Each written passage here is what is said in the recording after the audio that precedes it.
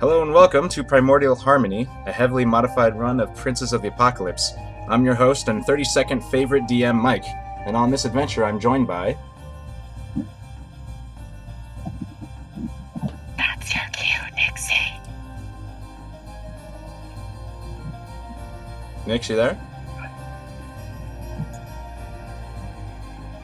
Uh-oh. She's been having computer problems, so... Can you guys hear me now? Yes, we can. Yes. Oh god, I muted myself. I'm trying to talk here. Okay, so I'm Nyx, I play Ilaria, and she's a Wood Elf Ranger, and I'm ready to get started again. Alrighty. Well, I believe I am next. I am Brittany. I play Hera Hill, and she is a tiefling monk who worships the god of death, Hellenborg. And I am Kitties, and I am playing Hum, and she is a gnome bard and an altogether good doobie. My name is Miles. I am playing Tadias, resident sexual innuendo airship crasher. DTF, more like down, torn, and for-ruined. Yeah. Fucked. We came back full circle, all the way around. All right, perfect. Name's Affin. I play Zacriel Vitalis, stalwart defender of Force Ride, mercenary extraordinaire, super depressed Fire Genasi fighter. Excellent. All right. Who wants to give us a recap? So I will. The last time we left our heroes, they had crashed their airship and were walking back to Feathergale Spire, and were intercepted by some of the Featherspire Knights, and they took us back to Featherspire. Feathergale Spire. Feathergale Spire. We fought a whole hell of a lot of gnolls on the way. Yes, we did. We battled our butts all the way there. All right. So, and to add some more detail, you were fighting particular pack of gnolls. Could have gone either way, but you managed to get the upper hand handedly. And as you struck down the last couple of them, 3 Feathergale Knights approached you, 2 of them riding a giant vulture each, and 1 riding a hippogriff. They landed and asked what the deal was, and you told them about your unfortunate crashed ship. From gravity, yeah. Yeah, unfortunate encounter with gravity. That's a good one. So one of the one that was riding the hippogriff, who you've come to learn his name was Ivern, hopped off his hippogriff and asked his buddies to take the animals back to the spire, and he led you up a very long flight of stairs up the cliff face of the canyon, and up to where the quote-unquote moat of Feathergale Spire is. The approach...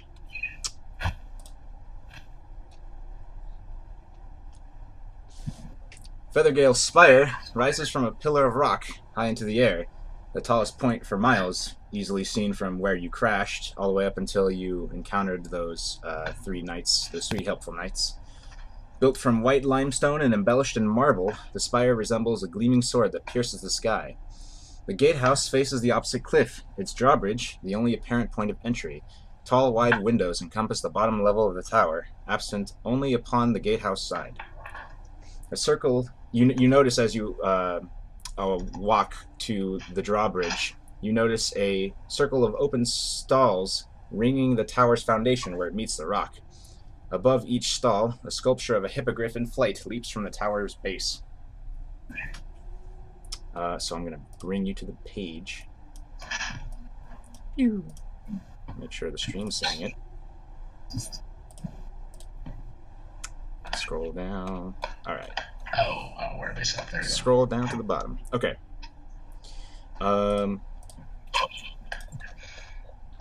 It is supposed to be black for us. Scroll to the bottom. Control P. Bottom left. Ta-da! Oh, there we go. All right.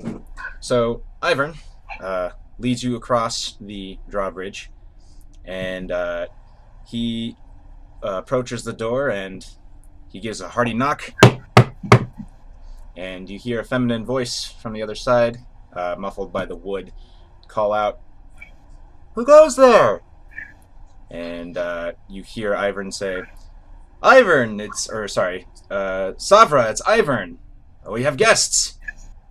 And you hear a really loud latch forward, and the door opens. And let me dynamic lighting it open.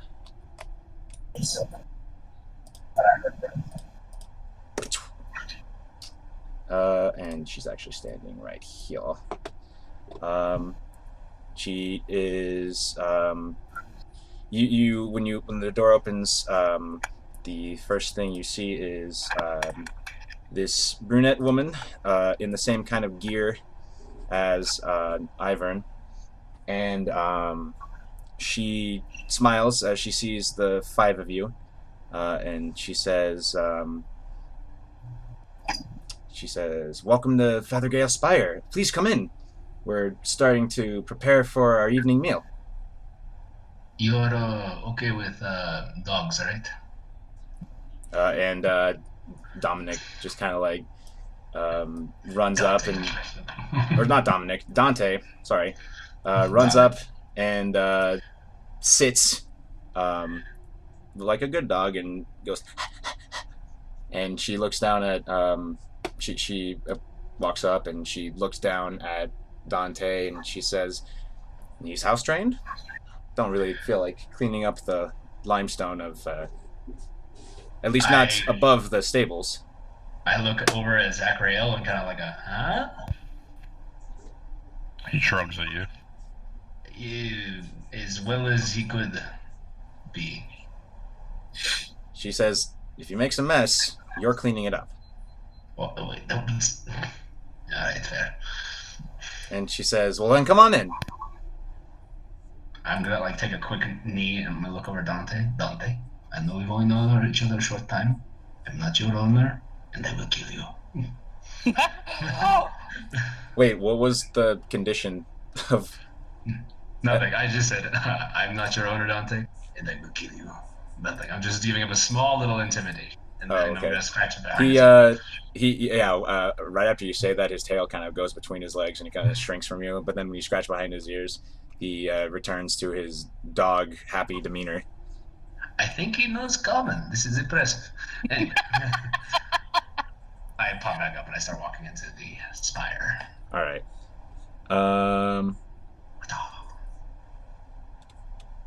Let's see here. So, the entrance is a 30-foot long hall of white stone. At the opposite end of the hall, there are two 12-foot tall doors like those of the entry gate. An eagle is carved from a massive piece of timber, and it hangs from the far side of the ceiling, suspended on strong chains. Slender wings of steel sweep close to its sides. Its head is also fashioned of steel. Is it an aggressive piece? Say that again? Is it like an aggressive piece, or is it just kind of just decorative? It looks... Oh, sorry, Carol. I didn't mean to move you. It looks like it looks like the eagle is dive bombing something. That's the sort of likeness it has. Is there anything written around it? No, it's just a sculpture that's hanging off of the ceiling. that's quite the sculpture there, Sovereign. She says, "Oh, Yarmy made that. He's our he's our craftsman. He's very good with his hands." It's very lifelike. Speaking of people who are stationed here, is there a Moroska somewhere in this building?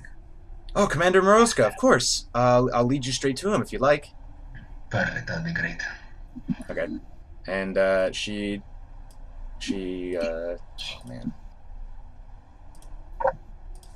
man, I can't see names. You know how you know how your names are like super big because of the way the units are made in this map? It's about 10 times worse for me. When you can see all the names of everybody. Yeah. I'm just gonna delete some because this is getting ridiculous. Where did... Bless you. Okay. So she walks up to here and she opens the door. Bless you to whoever sneezed. And you see before you spiral staircase that goes up. And as she sort of walks in, she gestures for you to follow her. And as you guys start, do you guys follow her in? Whoa, not yet. Yes. Okay. As you sort of follow her in, you hear steps coming from the down portion of the stairs. The stairs lead both up and down. And you see a young man who is with black hair. He's a human, also wearing similar gear. Although your attention is drawn immediately to his left stump. He is missing his left hand.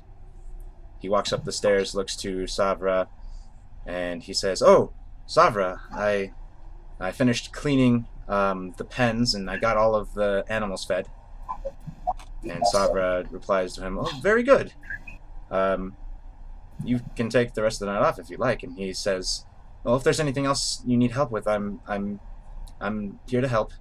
And he kind of slinks this way, and he opens a door into this room, and he enters it and gently closes it behind him.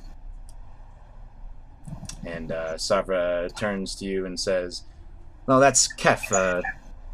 She kind of like puts her hand up to her face and she says, you must have noticed his," and she like gestures with her left hand. She's saying this to anyone who's paying attention.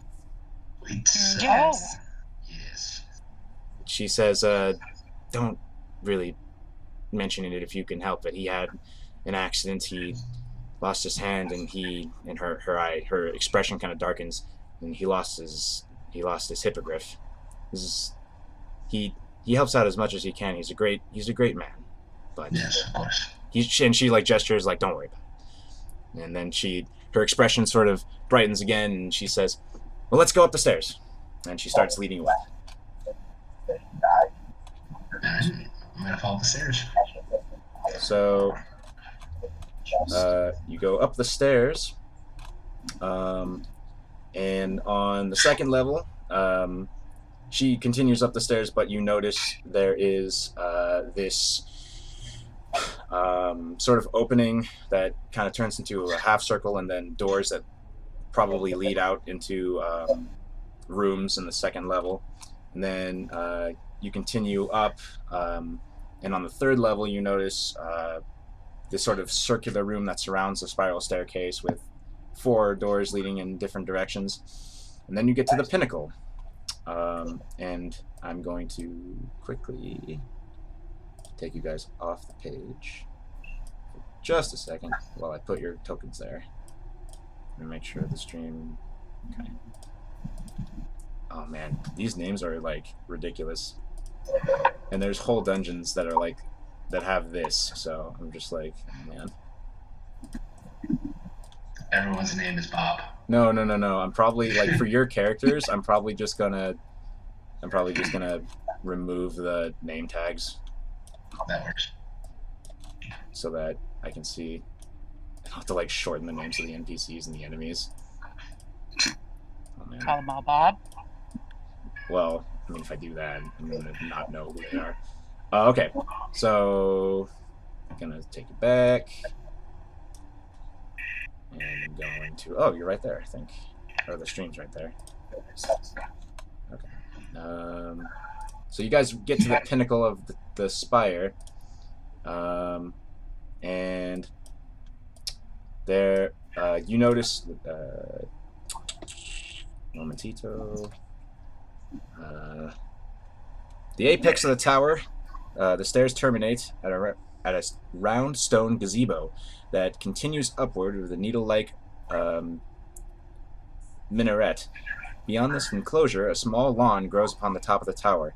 4 paths paved with white stones point the directions of the compass, each path ending in a pointed stone crenellation. That's a word I've never read before. At the pinnacle's edge is a spyglass on the tripod pointed downward. From this vantage point, you can tell that they have a very, very supreme view of anything that transpires in the nearby canyon and the grasslands that lie beyond south. And then to the north, you see lots of mountainous terrain.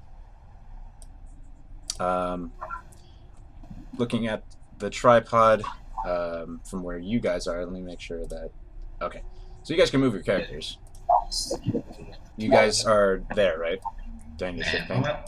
Walk over to the edge and just take a quick look down. Okay, down. Does Tadias get vertigo? No. No. Okay. Well, Tadias looks down, and he can see the bottom of the canyon. It's just rocky earth, not unlike what you were just traversing over. You don't note anything special down there. Be careful, don't be slipping off the edge. Such a beautiful view, though. The canyon's a lot nicer when you don't have nose breathing down your neck. That's true. So Savra lets you all sort of look around, and she walks. Am I echoing for somebody? Not from what I can tell.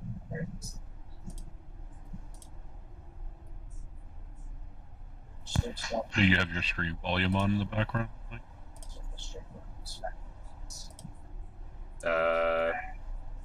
Okay.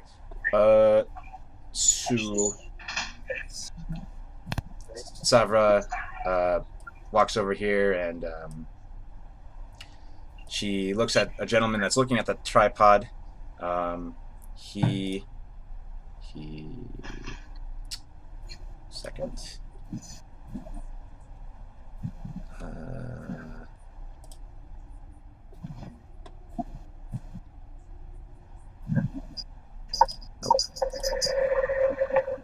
Oh, I think that's coming from Brittany. I was just moving the table that my mic was on. Sorry. It's alright. I can hear background, like, talking from your end. Let me go try and fix that. Okay. Okay. The gentleman looking through the tripod turns to you. You see a well-built male human in his early 50s. Embossed feather patterns ornament the plates of his armor, and he wears this kingly cloak that boasts a feathered mantle. He smooths his white blonde hair into place, and then bows low before you, as if he were only a lowly courtier. And he says, "Welcome to Feathergale Spire, retreat of the Feathergale Society. I am Thurl Moroska, the Lord Commander." Moroska, we are a group sent from Wind and Sails trying to deliver that Forsaken airship. You are familiar with Dimitri? When you, at first when you say Winds and Sails, his eyes perk up, and then when you say Dimitri, he says, "Oh, Dimitri, how's he doing?" He's well. He's got all this crazy ideas jumbling in his head, and we just crashed one into the valley. My name is Tadias. I am his nephew. He holds his hand out to you. "Tadias, well met." Alright, but these are my compatriots. This is Carahil, Hum, Zachariel, and Illyria, as well as our friend, and I'll point down to Dante, who will be on his best behavior, I'm sure. He looks down at Dante, and he looks down at Dante, and he gives a hearty laugh, and he says, "I'm sure he's a good dog," and he goes to pet him, and Dante seems to like him well enough and lets him. And Good side. That dog rolls well. It's a good insight check. um, he says, "You say you crashed one into the canyon." I mean, I was kind of at the helm. Maybe these fine people might have better descriptions of exactly what happened. It seems like one of the seams broke and all the air elementals came out. And he kind of furrows his brow. He says, "Well, that sounds harrowing. I'm glad you're all right." And he says, "Well, and you notice that the sun is starting to reach the horizon. It is sort of it's approaching dusk rapidly." And Thurl says, "Well, I won't.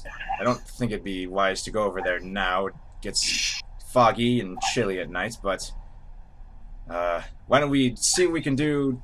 Perhaps tomorrow, and tonight I'll treat you all to a warm meal and warm beds." Is there biscuits and gravy? For anyone watching, we had a discussion about homemade biscuits and gravy. What is this? Also I've never had this before. It is also our friend Zachariel's birthday. Must be some elvish treat. I don't know. I was asking for, our little hum here. Savra's the one to pipe up when you mention Zachariel's birthday, and she says, "Birthday!" And then she looks at Thurl and she says, "We need to break out the good booze." No, this is a great soldier right there. And Thurl, like he's trying to look stern, but you just see this little twinkle in his eye. And he says, "Well, that's a great idea." And he says, "Come, we'll get preparations underway immediately." And he starts walking this way toward the stairs down. And Savra sort of follows behind. Do you follow? Yeah. Okay. Yeah. He says, as you're sort of walking down the spiral staircase, he looks over his shoulder back at the lot of you, and he says, "While dinner is cooking, feel free to speak with us and perhaps visit our vultures and hippogriffs. They're all very kind." Ooh, I would love that. Yes, please. Savra then adds, she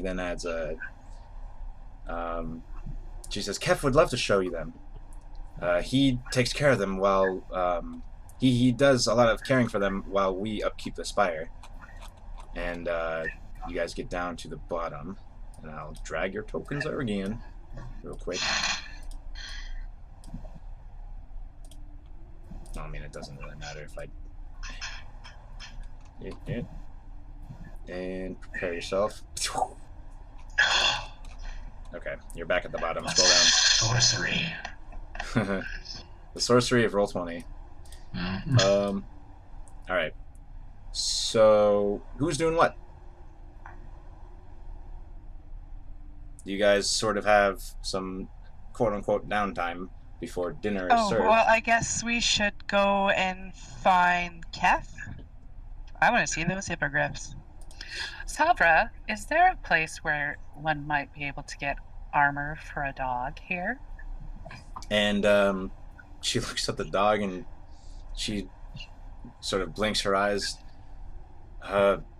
That's an interesting request, but I understand why you would have it.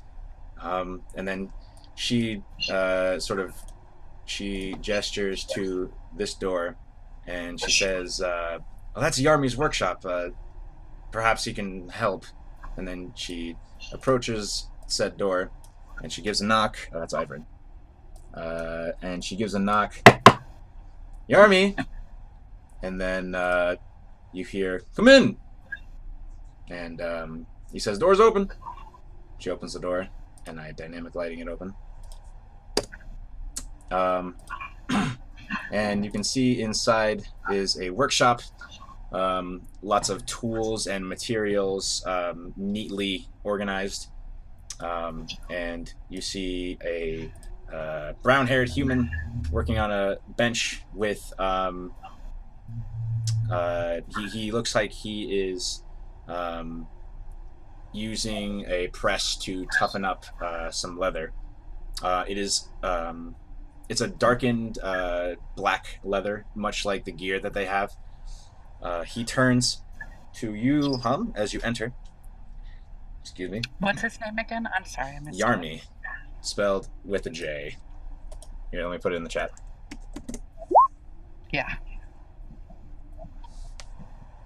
He turns around, and he first he's expecting to see someone close to his height, and then he looks down at Hum and Dante, and because Hum is a gnome, and he sort of shakes off his surprise, and he offers his hands, and he says, "Good to meet you. What's your name?"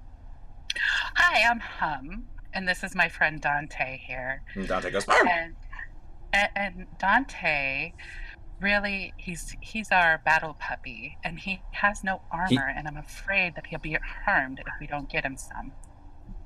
He when you say battle puppy, he laughs, and he says, well, out here, I can understand that, certainly. Leathered armor for a dog. He strokes his chin. And maybe a saddle? Well, a saddle's easy. I have plenty of those. Although for his, actually no, for his side, he looks like he's thinking it over. He says,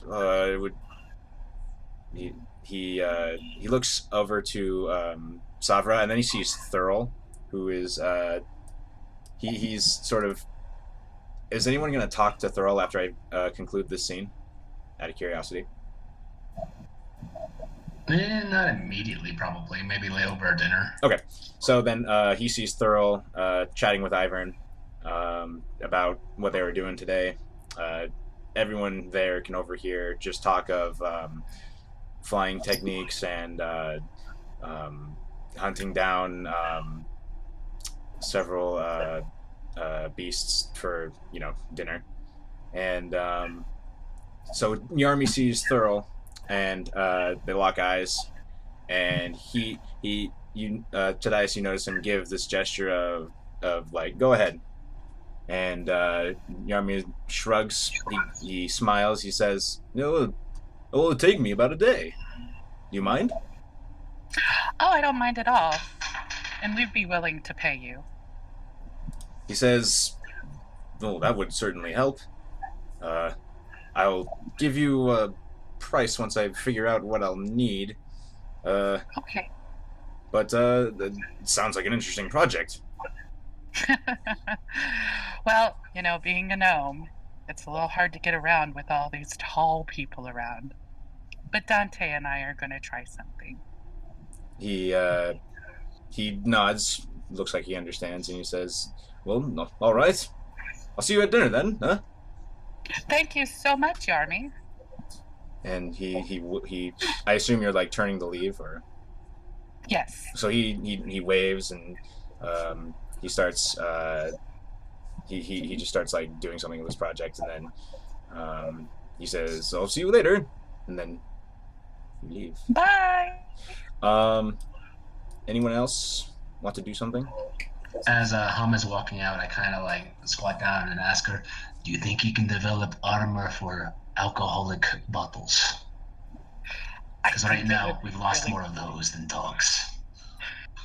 Well, if the packs on the side of his saddle work, he could be protecting our alcohol too. I'm all for this.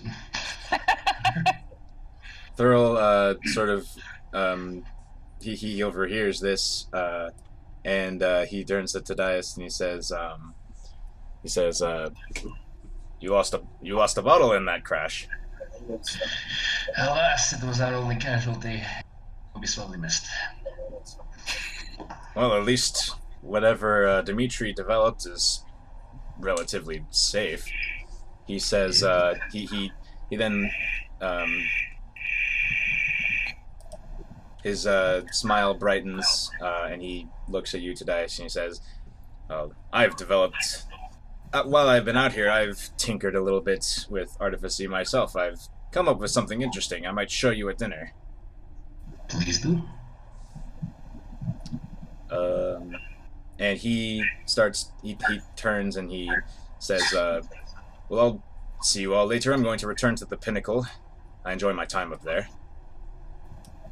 And he disappears up the stairs. Likewise. So, we're going to check out some giant feathered beasts. Let's go find our friend. Oh, sure. I'm all for that. Savra says, you can... Actually, no, it'd be better if Kef was with you. All of the animals trust him. And you're, of course, new to them. Let me see if I can. And she strides over here, and I move to Dias. She strides over here, and she knocks gently on the door. And you hear a soft voice, yes? And Savra says, Kef, our new visitors want to see the hippogriffs and the vultures. And Kef responds quickly, and he says, oh, sure, I'd love to show them. And he opens the door, and he smiles brightly at the lot of you, and he says, follow me if you like. And he starts going down the stairs. Hum runs up and follows. Who is going down the stairs? I am. I'll follow after those two. I'll follow as well. What's Zachriel doing?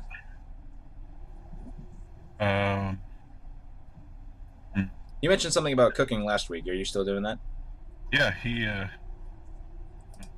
need any help with preparing the food? Okay, so while the four of them, along with Kef, start going down the stairs, Zachriel, you ask Savra if they need help, and she says, she kind of like puts her chin in her hand and she thinks for a moment. She says, well, it'd be nice to have a new hand in the cooking around here. Can you cook? Of course. Any man with a family has to be able to cook. And she says, she says, you have family. How are they? She asks that totally, like, totally friendly, just making conversation. And what'd you say? I talked over you. He says, I'm sure they're quite well. That's good. She gestures to the door behind you. This door. And she says, well, the kitchen's right in here. The door's open. You can go right in. And I'll open the door for you, dynamic lighting.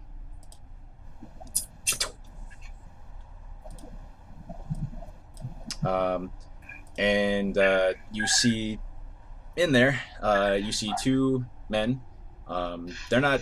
These two men aren't wearing gear. They're sort of in more plain clothes with cooking aprons.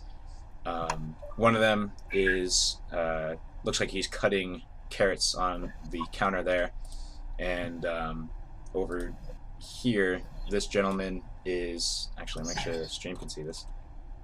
Oh, Dante's the camera. That's right.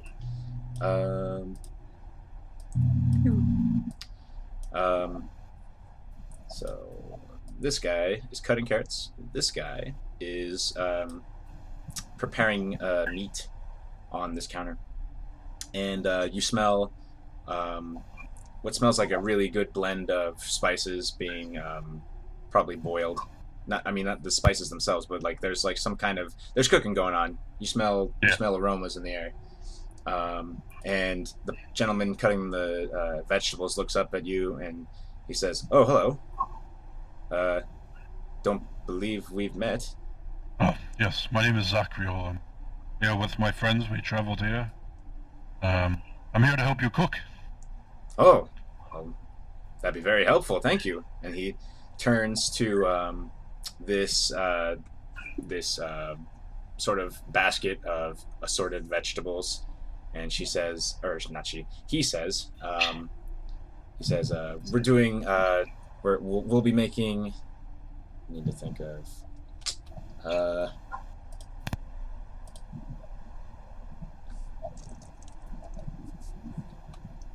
he says meat of some roast bird that's local in the mountains, and vegetables. Um, and he says, I could use some help cutting these up. Sure. Okay. Tell me where you need me.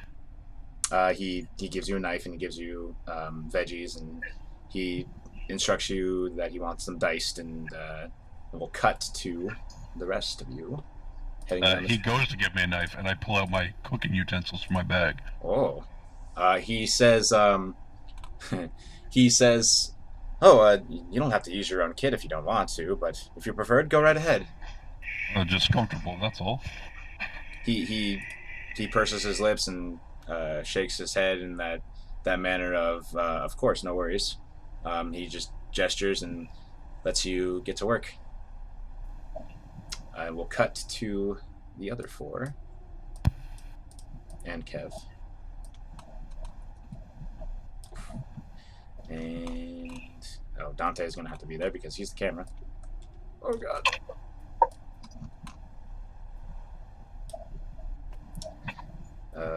So let me read this description.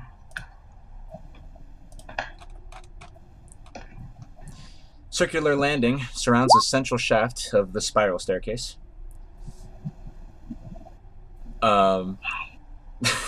Justin. The landing is piled with supplies and bales of straw. Radiating from the landing are 12 stalls that are currently closed to you right now.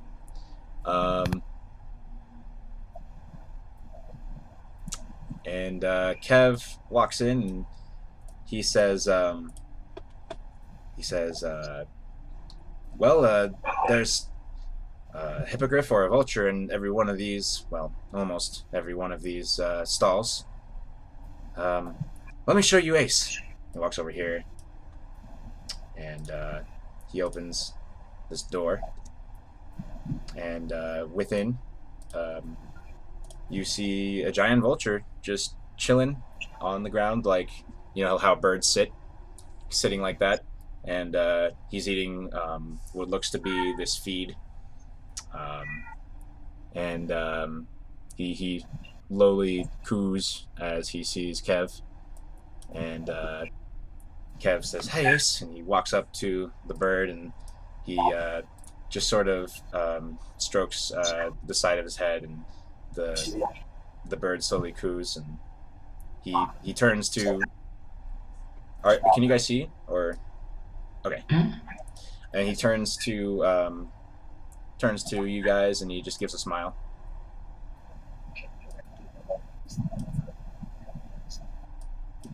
So who does Ace belong to? He says, well, Ace belongs to Yarmy. He gets out enough, but Yarmy usually spends most of his time here crafting. I met Yarmy. He was very nice. He is very nice, isn't he? Yes, he was. Are we allowed to touch him? Of course, just, don't be, threatening. Just kind of walks in with her head down and offers her arm so that the bird can see that she's not threatening. And he does the bird thing where he looks at you out of the side of his face, because that's how birds tend to look. And he sees that you're, slowly reaching forward, and he puts his beak like against your hand as like a hello. Oh, it's so sweet. Scratches his head. And he lowly coos. Inside, looking into this stall, a harness, a saddle hangs in each stall, and these doors are you see another pair of swinging wooden doors at the end of the stall, so that way you see what looks like a door to the outside, which would match what you saw when you were first coming in. Valeria, you should come and meet this bird. It's so sweet.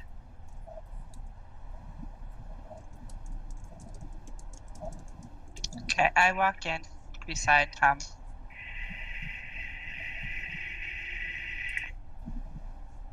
And the bird sort of takes note of you and is just sort of looking at you. I'm gonna reach my hand out.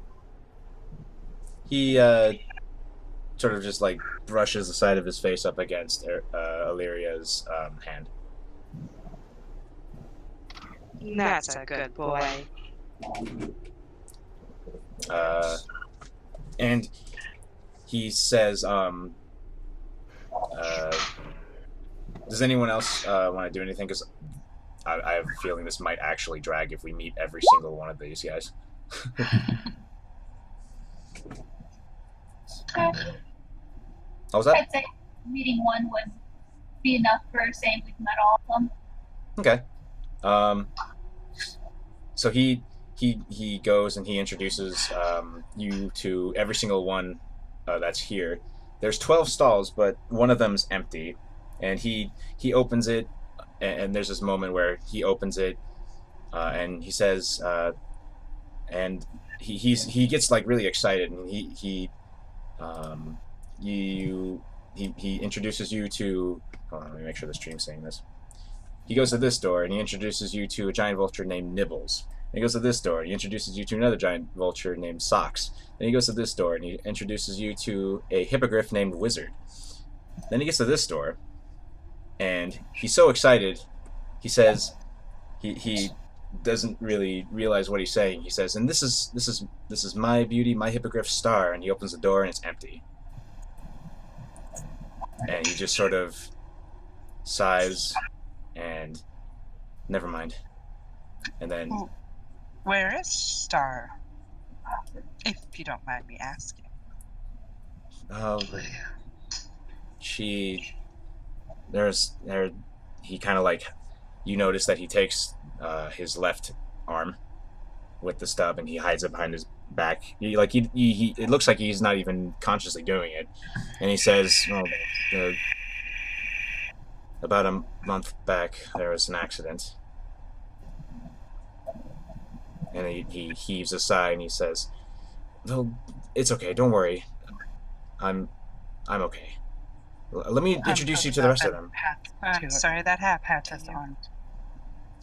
Hum first and then Illyria, because you both talked at the same time. Hum pats his arm and says, "I'm sorry." He just nods and he shakes his head. He says, well, Apple has, we think Apple's going to lay an egg soon, so I get to raise a hippogriff from birth. So I'm excited for that. That sounds great.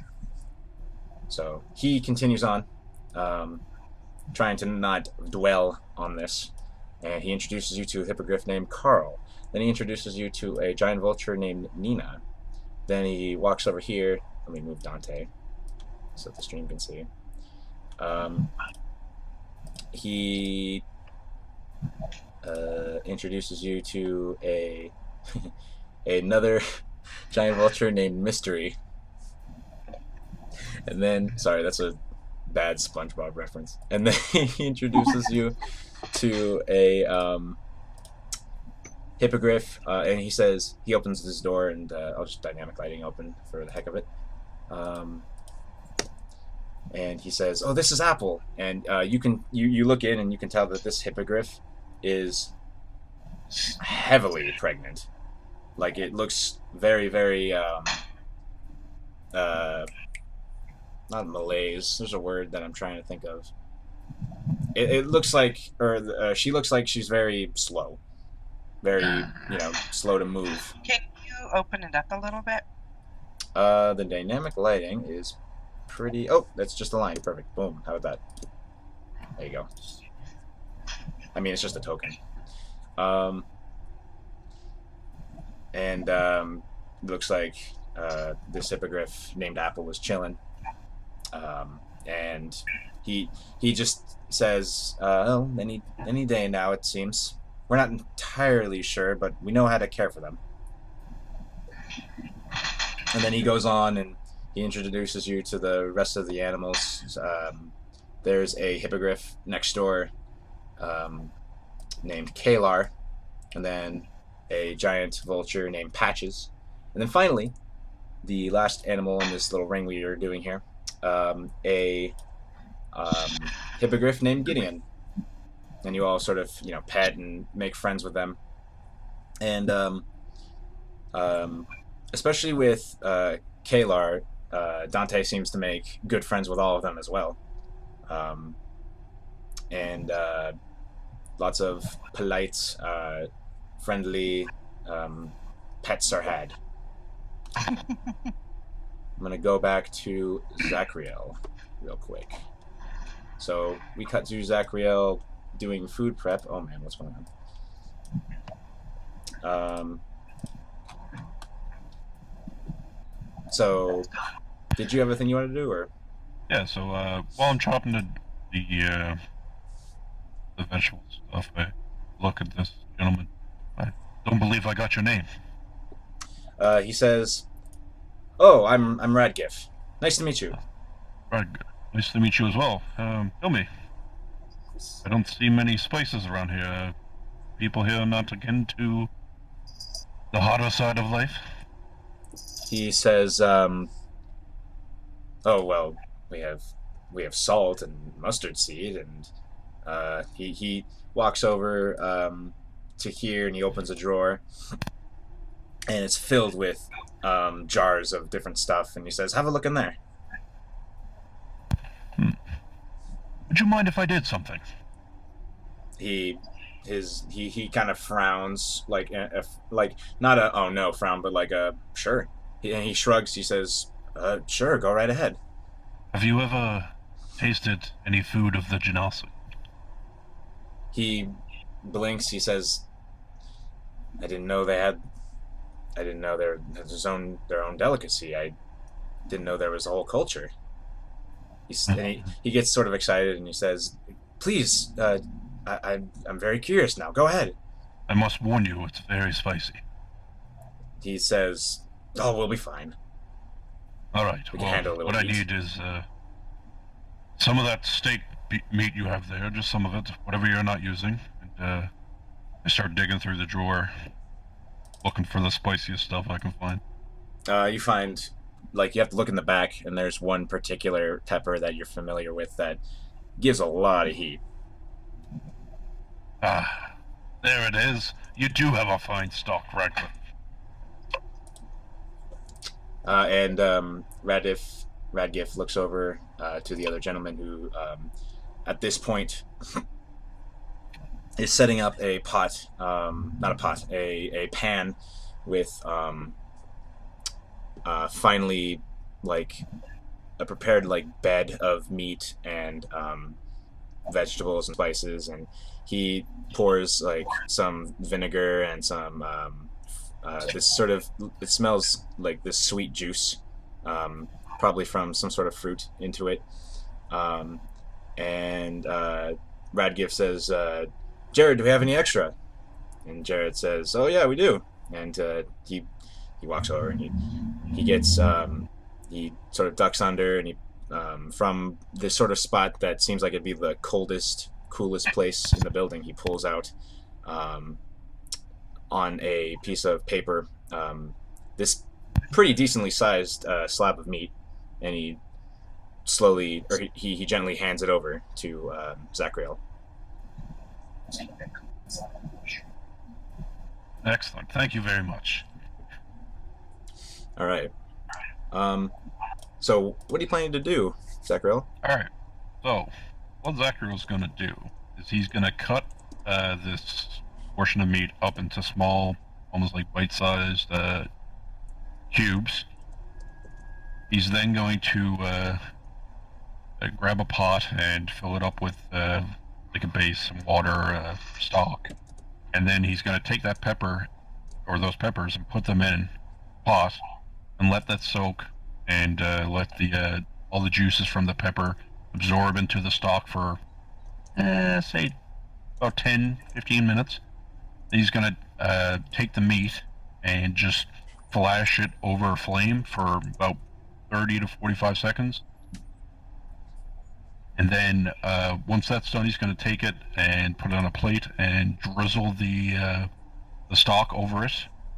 And then take the pepper out of the pot, break it open, and just kind of sprinkle the seeds across the top.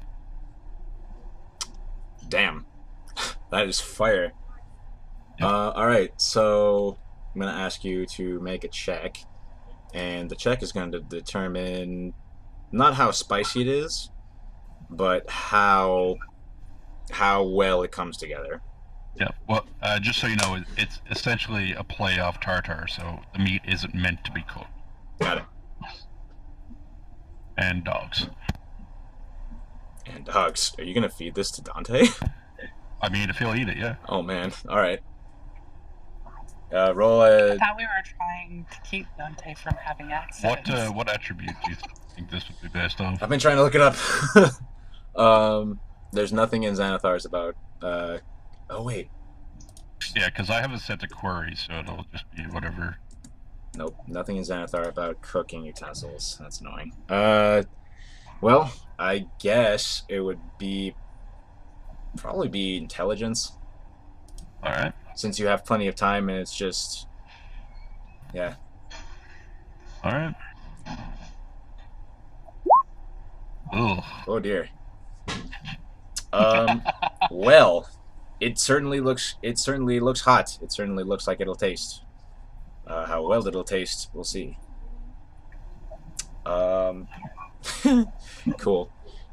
So, all that time passes, and you guys mind if we cut to a scene where dinner is being served? Sounds good. I hear a cat. Yes. Got mine this time, yay! By the way, go ahead and, if you care to, go ahead and resolve a short rest. Because actually, you know what, Mike? Before that, yeah. I'm actually going to use my inspiration that you gave me last time to re-roll that. All right. Ooh, for the important things. For the important things. That's better. That's a little better. All right. So, one of those suckers.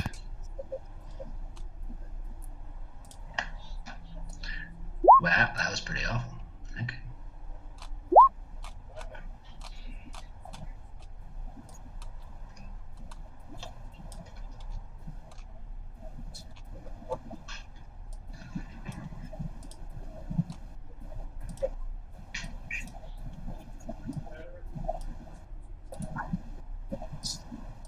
Did I miss something? Nope. Oh, I said you can resolve a short rest if you want to. Oh, right. That's why they're doing it. Taste. Okay.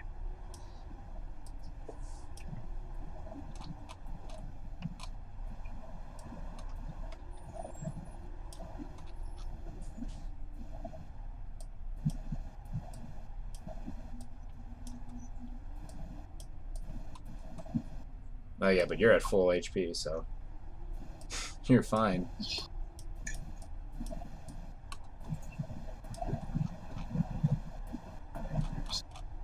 Oh no, why'd I do that?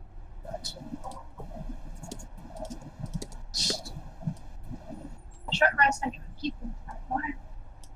You get your key points back, indeed. Yeah, I remember that.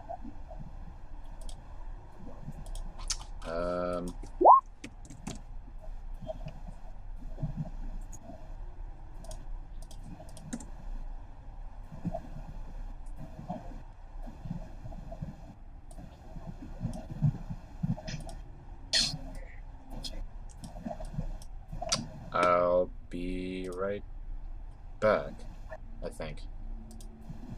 Did we want to do a break? Yeah, let's do a break.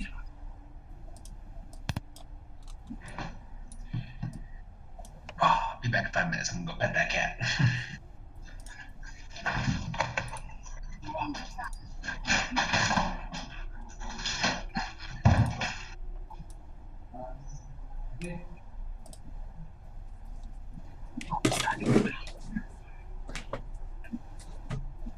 Where am I right now?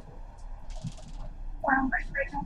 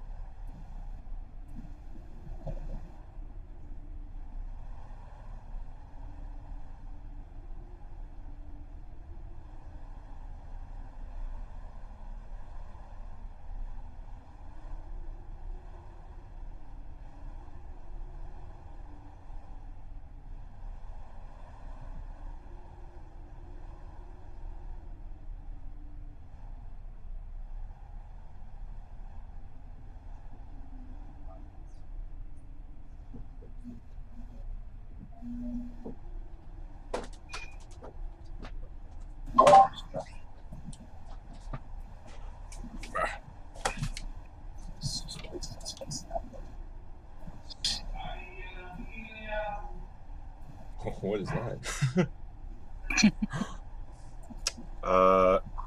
Hey, can you test stream health, kitties? Can I test it? Can you tell me if there's audio? Sure. Yes, there is audio. There is audio? Yeah, because you just asked. Oh. Yeah, it's doing really well, actually. Yay! There's about 30-second delay, that's it. So it's perfect. Alright. Hooray.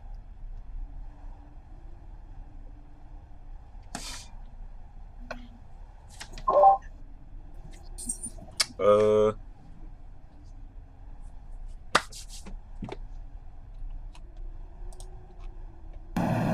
Whoa! I hear your air conditioner, Brittany. Yeah, I'm messing with my microphone right now. Okay. I'm just muted and unmuted myself with my properties. Got it. I've got it at level 6 in volume out of 100. Don't know how to get it any quieter without you guys hearing me. Mm-hmm.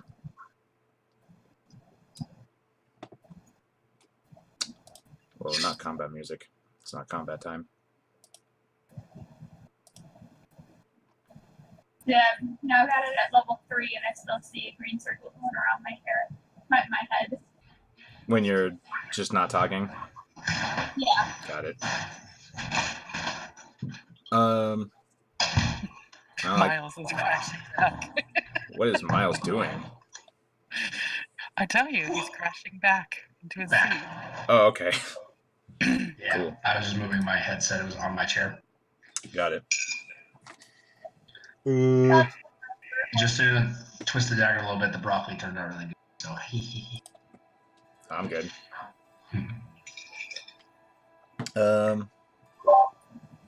Actually, that's not the right. Let's do this one. This sounds like. Okay. Oh, I'm gonna we missing anybody? sound off.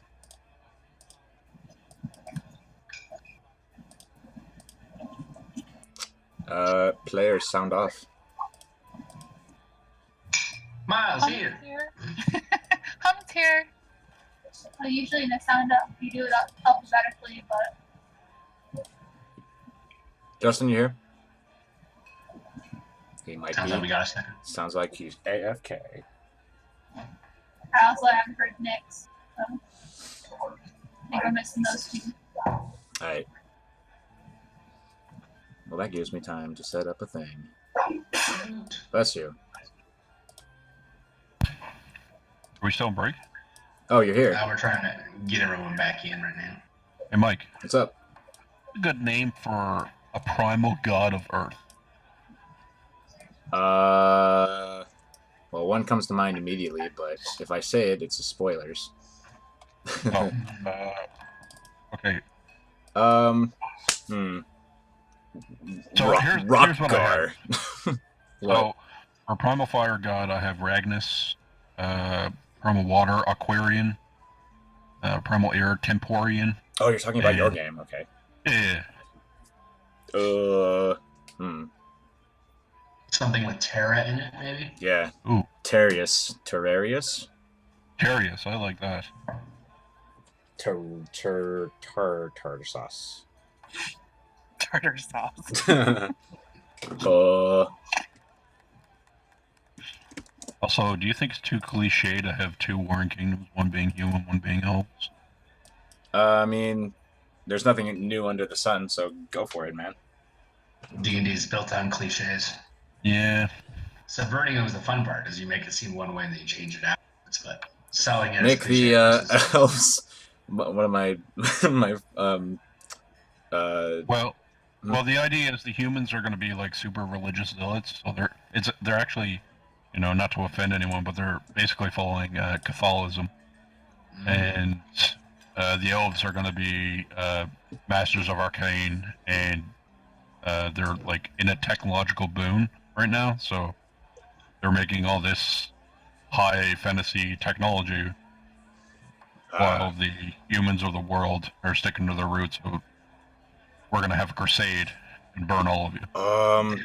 Good book that you should read. I think it's called. No, not this video game. Book by Michael J. Sullivan called The Age of Myth is exactly what you're describing. You should give it a read. It'll give you a lot of inspiration. What's it called? Age of Myth. Discord. I'm back. Hi. Yay. Yay! I'm glad I knew that. I started. I mean, to be fair, the book kind of dragged for me, but like the humans are actually like really low tech, like tribal, and then the elves are like super high society. So there should be a little bit of inspiration in there for you. Yeah, well, the plan is human, dwarves, and halflings, gnomes so far, and they'll be like all of their buildings will be made of stone, and it'll be very like cathedral-esque. And like the leader of the human society is going to be the High Prophet, whatever I name him. So he's like the one speaker of the creator. Gotcha. All right. I think I'm ready to continue. I've been messing around with my microphone. Can you guys still hear me? Yes. You sound very distant. You're very quiet. Sounds like your microphone is outside and you were inside, talking through a wall. Okay, I'll more change it. Oh what yeah. we can do is we can set up like one tin can, tie a little string to it.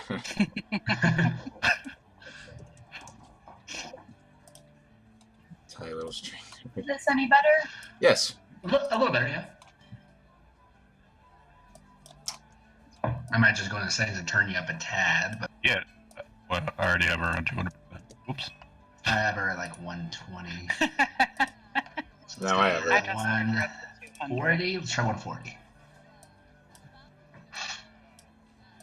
All right. All right, how about now? There you go. There you go. There we The go. 140 also helps. There we go. I'm trying to get all the background noise out of Yeah. It's a tough thing to do, especially when there's a lot of background noise. when there's a lot of background noise and I'm on a webcam and all that. Okay. So let me get you back to the Spire. And then I need to take away the map. The stream. Control ping. Oh, Dante's not there, of course. He's down here.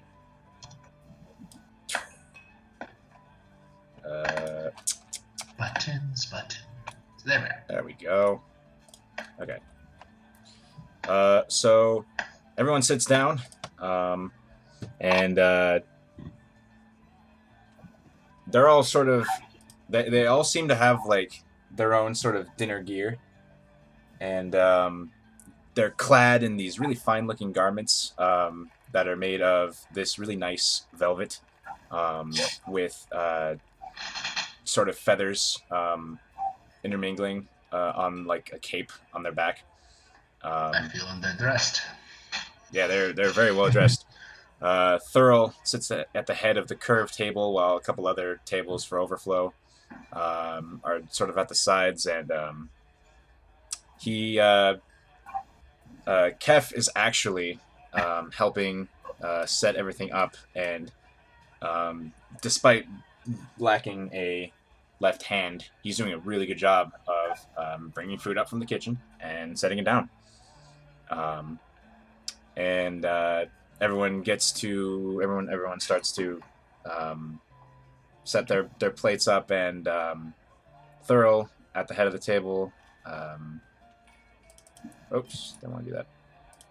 It sort of says he extends his hands and he looks at the party and he says, "Honored guests, tell us of your adventures so far. You must have had some, especially with all of your troubles in our little canyon."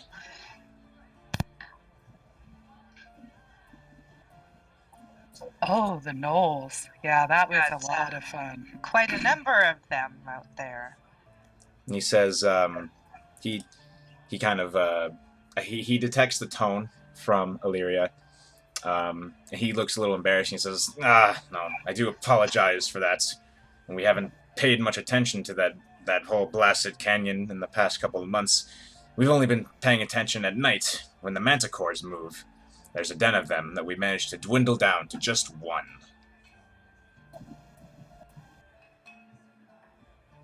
Manticores, huh? Yeah, throw back to the first couple of games we played together, huh? Right. He says, yes, they were quite annoying. They would actually go after our steeds, but once we started fighting them back and dwindling their numbers, they've left us alone for the most part, but don't really trust them to. It's too bad manticores don't have a taste for gnolls. And he sort of like cocks his eyebrow and he nods. He says, "They don't taste very good." Well, they don't smell very good either. Have you tried? He says, "Somebody tried it." He says he looks over at Jared, who's sitting at the corner. This is Jared, and he just sort of nods at him. And Jared says, "You believe me? You don't want to try. I've tried cooking. No." He like waves his hand. No, and then he takes this full glass he has of booze, which everyone has, by the way. That Kef was so kind to fill your glasses with, and he just takes a big slug of it. No. Never again. Don't have to tell me twice. Well, now I want to try. Oh, Maybe you could lick one, Tadias. Unless I'm trying to intimidate it. That's useful. I think it's a dominance thing. They lick each other aggressively. Ugh, Ew. like a per drink. Gross. And when everyone starts like reeling from disgust, I smiles. He just enjoys getting rouges out of people.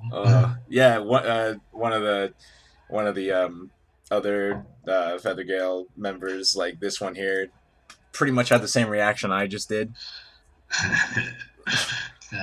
He's just trying to like not laugh, and he just kind of like lets out this big guffaw.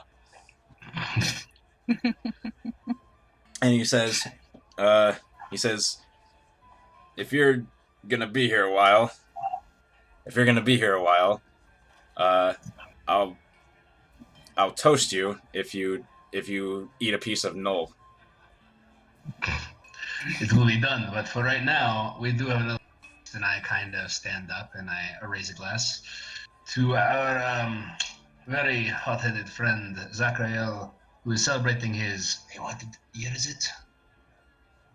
Zachrael, what year are you? 30. His 30th birthday. And then you Here. hear a great cheer. Ah! And everyone raises their glass. Sure you drink well. Ting, ting, ting, ting, ting. Slap him on the back. It is a tradition. And enjoy the cooking, which I hear that he has provided a dish of his own culture for this evening. So, cheers to that, and cheers to this man. And on that, everyone's tinking their glasses together, and Kev sort of appears through the door. Actually, let me dynamic lighting that away real quick, because that doesn't need to be. Throw back my flagon, and I like flip it upside down and put it on the floor next to the table. Actually, You say that again? once I finish my flagon with the toast, I flip it upside down and put the bottom on the floor near the leg of the table. Why? Tradition. Okay. When you It asked talk, me about it. okay. So Thurl looks at what you're doing and he says, "What are you doing with that flagon?" Yes, it's bad luck to keep empty flagons on tables. He Parents told me.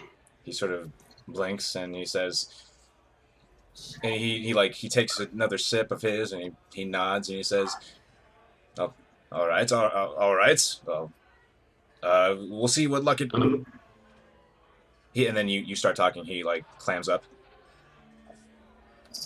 Don't worry about it. But anyway, provide me some law and we will have our games. He just laughs. He takes another swig of his drink.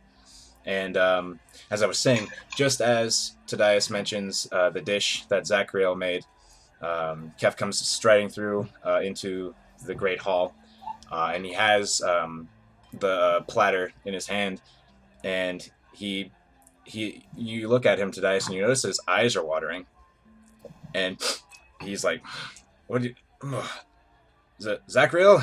What do you call this?" Well, it's quaintly known as lava tartar. Certainly looks like lava tartar, and he sets it down on the table, and he says, and he looks around, he says, "Enjoy." And the knight, or the Feathergale Knight, who's right next to you, Zachariel, he looks at you and he looks at the spicy dish and he says, "Oh, don't mind if I do." And he takes a little scoop of it and puts it on his plate and he starts chowing down. And he looks like he's enjoying himself, but his skin begins to take on the same color of Tadias's flaming hair, and his eyes begin to water. And he looks over, he looks between Tadias, and he looks to Zachariel. And he says, "It's really good." Well, don't hold it for yourself. I grab a portion. Point Brenny. Hum reaches over and grabs some too and begins eating heartily. It is incredibly spicy, and you get it immediately. And not only is it spicy on the beginning, like it has an afterburn too. Ooh. But you can tell that if he didn't use the meat he did, it would be a whole lot spicier because the fat from the meat is sort of cutting into the spiciness. Hum Does that takes a mean big Carol- swig of hers. When Carol has her serving, she won't taste a thing. She'll detect something. I mean, her and Zachariel are both resistant to fire, but they're not exactly resistant to capsaicin.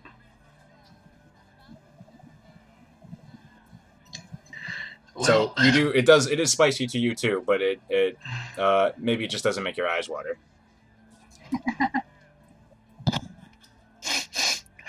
I am enjoying it now, but I will enjoy it later. Thank you. I would suggest not touching your eyes or other parts today until you wash your hands. Those are all of my favorite activities. Hum Gone. passes a piece to Dante. And Dante. So there's this like Scooby-Doo movie where they eat peppers.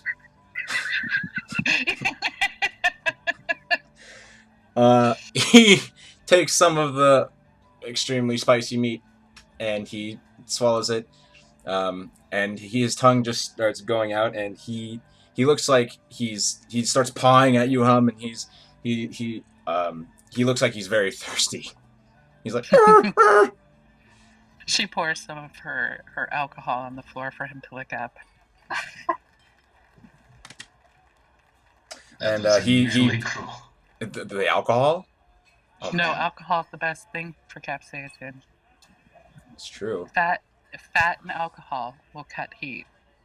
So he drinks it heartily, and then he just kind of licks his chops, and then kind of like he sits down and lays his head on his arms, and he just kind of like he doesn't like close his eyes or fall asleep, but he just kind of sits there. Zachariel, Dante likes it. Well, I'll continue to work on the recipe and try to make it better.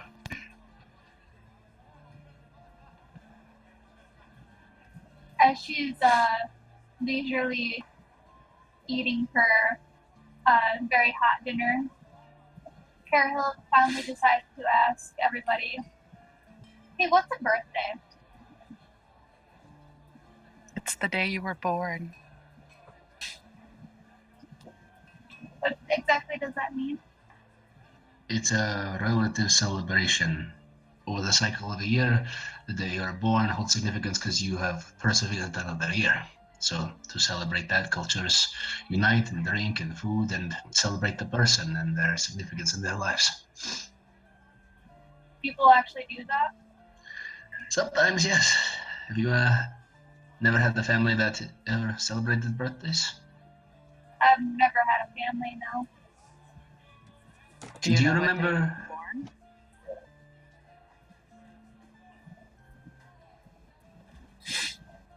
I lived in the monastery for quite some time, but they never celebrated any sort of birthday.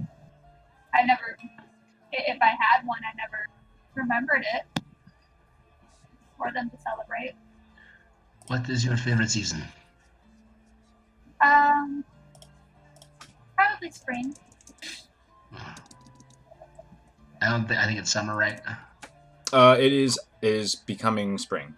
It's transitioning from winter to spring. Well, I think it's give us a few weeks and we will It celebrate is our friend becoming Kerry Hill spring. in a birthday that only, us miscreants can. Oh God, it's hot. Can provide for you.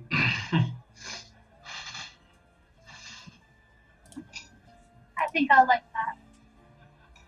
And we'll invite your friend from the academy, well, the Dropout Academy friend. She takes a pretty big bite of her meal.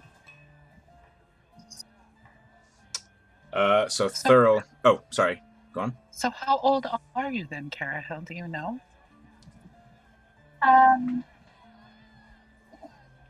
No, I guess I don't.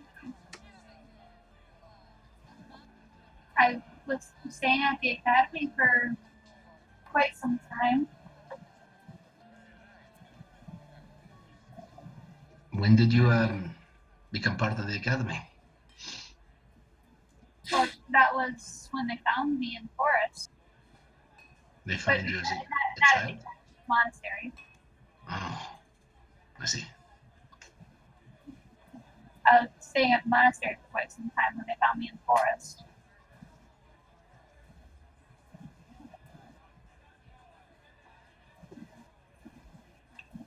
Well, the history is sometimes better forgotten. I don't know what your past was, but we have a bright future as long as you are feeling like you want to deal with us. I think that'll be quite some time. That's good. People. I will enjoy that. I feel like there's a shared destiny, a fate we all have. I don't know exactly what it is, but I have a good feeling about it. So as you, does anyone else want to do a thing or? Okay, so as you finish that statement, Tadias, Thurl takes another quaff of his drink, sets down his flagon, and he seems in a very good mood. He doesn't seem overly drunk or anything, but he's definitely had one, two, and he looks at you, Tadias, and he says, "Oh, Tadias, I promised you a little demonstration." He gets up. Right, yeah, the artificer. He gets up and he starts striding over here, and you definitely can't tell if he's had any alcohol. He's striding very deliberately.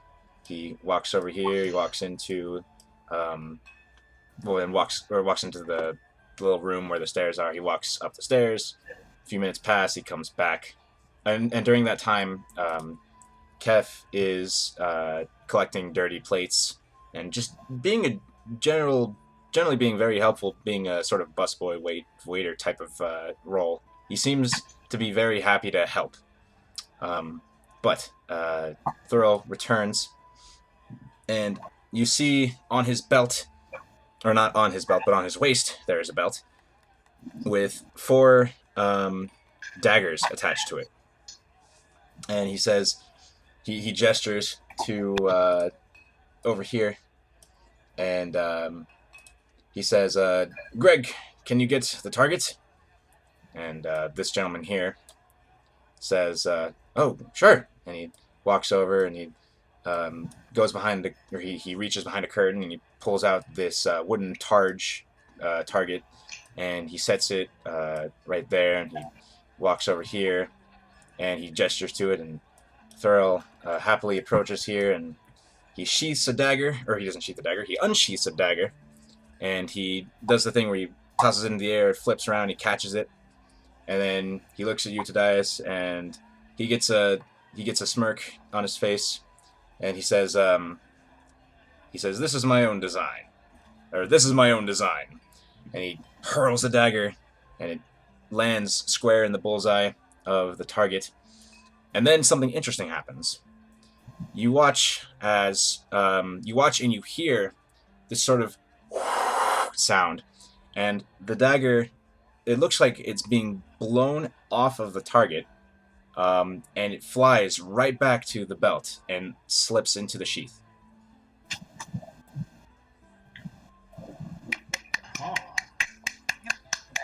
And he takes another dagger, does the same thing, and it happens again. He holds his arms up, and the dagger just flies back to the sheath, seemingly on a current of air. And he says, I call this a Zephyr belt. It blows small weapons that you can throw back into its sheath. It's very convenient. Very impressive. How does that happen? You have an elemental on your waist? He says, a very small one. He points to a buckle, which has this sort of, it has this metal-looking device that's just sort of a square, basically. And he says, watch that closely. He tosses another dagger. And you see this sort of orb, the small marble-sized orb thing, looks like it's spinning. And everyone can roll a perception check to see if they spot a little detail. Ooh. Percepzione. Percepzione. All right. Carahel, you can faintly see the air sort of compress, originating from that little apparatus on the belt, and shoot toward the dagger in the target. And you can see it sort of contort the air, and sort of, when you're looking at like the road and how heat radiates off of it and sort of changes the phase of the air a little bit, so that that kind of phenomenon that sort of happens, and it blows the dagger back to the sheath. What's the largest object you've been managing to retrieve with it? He sort of looks at your person. I assume you're still sort of armed. He looks at one of your hand axes and he says, something like that. Something about that size. Pull it out of my waistband, and I kind of flip the axe handle, and I flip the handle side, and I kind of chuck it. He catches it, and then he looks you coldly, and he says, don't do that again. And then he gets his happy demeanor back, and he says, all right, let me do a couple things here. And he unequips one of the daggers, puts it on the table, and he equips, he sort of pulls loose this hoop, and he puts the axe in the hoop, and he sort of sticks his finger up, and he just says, one moment. And a few seconds pass, and he says, all right. And he pulls the hand axe, and he chucks it at the target. It hits the target with a loud thunk. And then you notice again, it seems to be blown off of the target, and then it returns to the hoop that he stowed it in. Not bad response time, considering you changed weapon. It's a good design. You should be proud of yourself. He says he looks very proud of himself, and he says, "Well, thank you." He says, "I spend a lot of time during the evenings, just dabbling here and there." He says, "I want when you get back to Dimitri, I want you to tell him about it. He might be interested." Were Well- you looking for some sort of support financially to design this in mass, or were you just looking for another person of interest looking into the design of it? He says, "Well, I left." He says, I left Winds and Sails because I wasn't too interested in making money. I'm more interested in flying." And he looks around, and all of the knights are sort of just like nodding in agreement. The idea of just, flying around on the back of a flying creature is more appealing than making money off of things that make wind. And he continues and he says, "No, I just wanted to share this with Dimitri. I haven't seen him in a long time. It's very good to hear from him." I'll be sure to let him know. And when you say that, you hear from the stairs very loud, and then another one of the Feathergale Knights bursts through the. He's actually bursting through here. He looks around, and he's got this sort of half panicked, half excited look on his face. He looks around. He looks to Thurl, meets eyes with him, and he says, "Manticore, it's on the move!" And as he says that, all of the knights around just stand up, and Thurl says, he looks around and he smiles and he says, "We should take this opportunity to slay the monster." And he looks at you, Tadias. He looks at his belt, and he grabs his belt and he kind of like gestures with it, and he says, "A prize for the one who brings me the beast's head."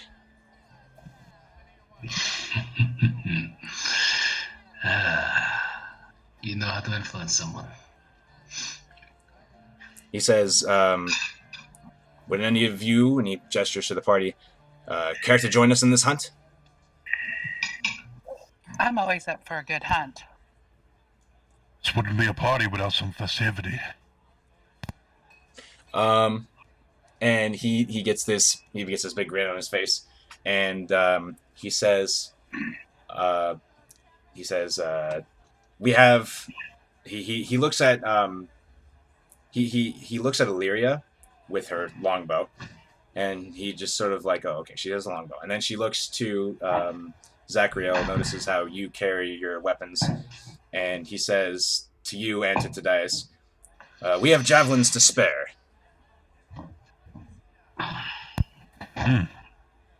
Well, I've got arms to throw. And he says, "That's the spirit." Okay, so a little metagaming. How do you guys want to organize yourselves? When you look out the... And by the way, land, or are we trying to fly? you're going to be flying. They start to go down to the stables, and they start saddling up their hippogriffs and vultures. And only four of them start doing that because you get in a little conversation, and they explain that a lot of the animals are a bit tired from the day, so only four of them, let's say Carl, Kalar, and Ace and Socks, are not too tired to take this on. And you also see, as you look out the window, that there's this blanket of fog that's covering the whole valley canyon.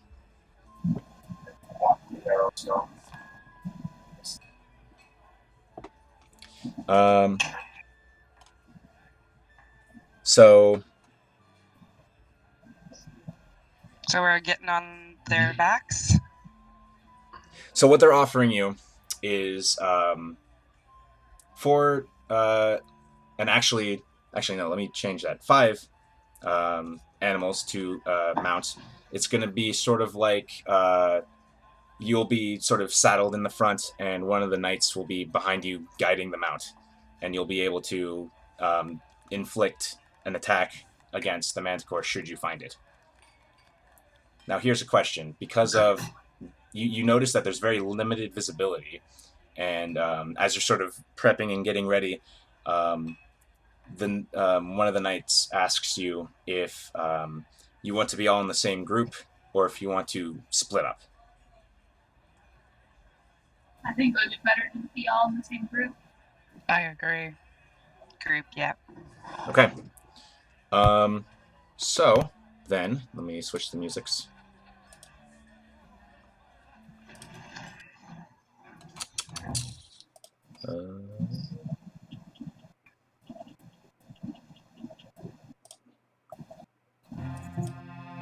All right.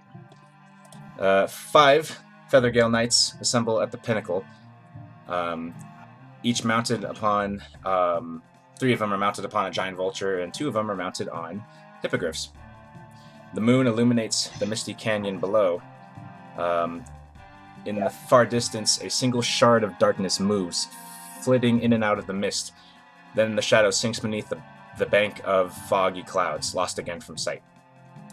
So, you are all mounted on a manticore, not manticore. You're all mounted on a giant vulture or a hippogriff. And let's take 5 while I prep this. Alrighty.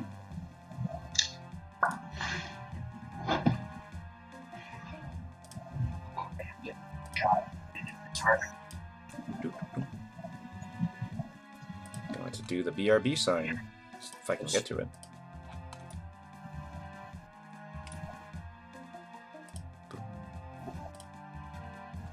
Okay.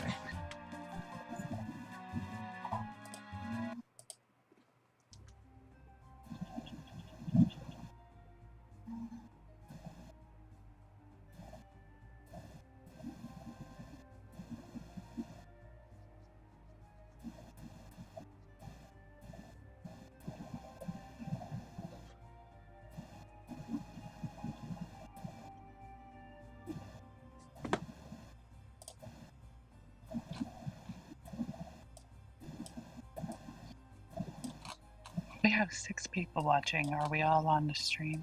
I'm not. Not. I'm not. I am. He is! What? A couple of them might be my buddies. I sent my I know Jordan's watching. my buddy Well, hey, Jordan. my buddy Kevin might be watching. Hi, maybe Kevin.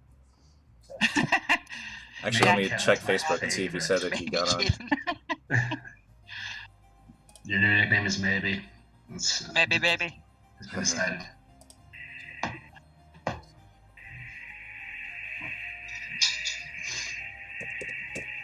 Oh, I can Ansel's hear your watching too. vape Okay. kitties. I'm sorry. I miss Ansel. I missed him too, and then I saw him at Phantom Man. It was a good time. I miss Kevin too, even though we never speak, but I just want him to know that I love him. I'll tell him. Just send those waves out to the sky. Just send them out there. This Sure, is, you can hear me. he said this is maybe Kevin saying hi. and in What's 30 up, Maybe Kevin? and in 30 seconds he's gonna be like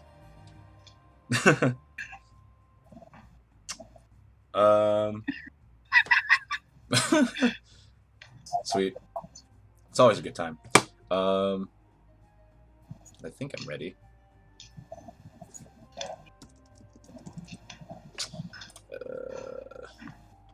I'm not particularly fond of my hit points right now, so I'm gonna be. I said you could resolve a short rest. Did you do that, or are you out of hit Oh, die? I had 1 hit die. Okay. Because you only get half back, so I only got 2 back when we did our long rest. How do you only have how'd you only have 2? Because if I used all 3, Well, no, then I like, got half back. well, no, like, you didn't have any combat until that big null fight, and then you took a long rest immediately after, and then you've had several long rests in Fourth Stride. No. I had only 2 when we left from the null encounter with the bandits on the road. Right, you took a long rest immediately after. So I got 2 back there. But how did you? If I get all 3 back, I'll have 1 more. But how did you? I think that the Knoll encounter that you're thinking of happened during the long rest, like in the last part of it. So after that combat, we finished the rest, and then the travelers went off on the rest of their journey. Hopefully, they made it. We got to the tower in the same day. We got blown back, and we did all that. And I've used all my hit dice since then because I had 2 from that rest. We've had a short rest since our last round. So I used the 2. I just rolled like a 2 and like a 3. Something smells fishy, so I'm just gonna give you a hit die to use. Woo! My treat, because I feel like you should have had all 3 after that long rest. I like DM powers. I'll do it. I get 3 more hit points, so now I'm at 16. You allow that we can take The average that's on level up for max HP. Okay. Yeah, 9. Did you roll your Song of Rest when we did our short rest in the tower? Ooh, that's a good question. I forgot to do that. All right, next time. I mean, you can say that you did at some point. You can say that you played music yeah. at some point. Because I'm just like, that whole time where you're, talking with, or not talking with, when you're like petting animals and stuff. So you can go ahead and roll that D6 and everybody can take however much hit points that gives you. I guess we're back, so I'm just going to get rid of the... There we go. You have to roll the D6. I'm rolling. Hey! You feel a little bit better today, Is? I'm over half. That helps. Hey! Alright, cool. Well, fortunately for you, I'm not sure you'll have to worry about that too much. So... I'm going to take you... This is what happens when you fight the no boss like head on solo to try to tank while the people are doing things. Yeah. Mm-hmm. Okay, so you guys... Oh yeah, let me change music. So we're all back? Yeah. Alright, cool. Yes. That's not the right music! There we go. That's not you, Nixie. I'm back. Oh, okay. We're all here, right? Yeah. Alright. So, you guys take off from the pinnacle and dive into the misty mist below.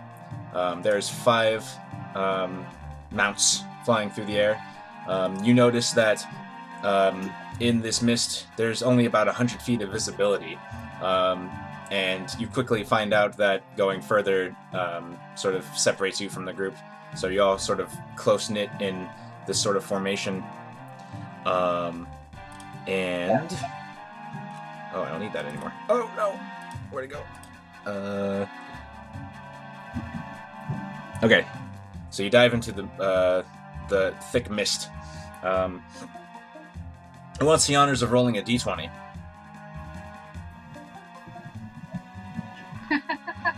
Sure, I will do it.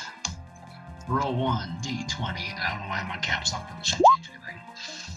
Okay. First minute, flying around, goes by, and you don't see anything. Unfortunately, those nice music cues didn't happen. A minute passes. Somebody else roll a d20. I'll do it.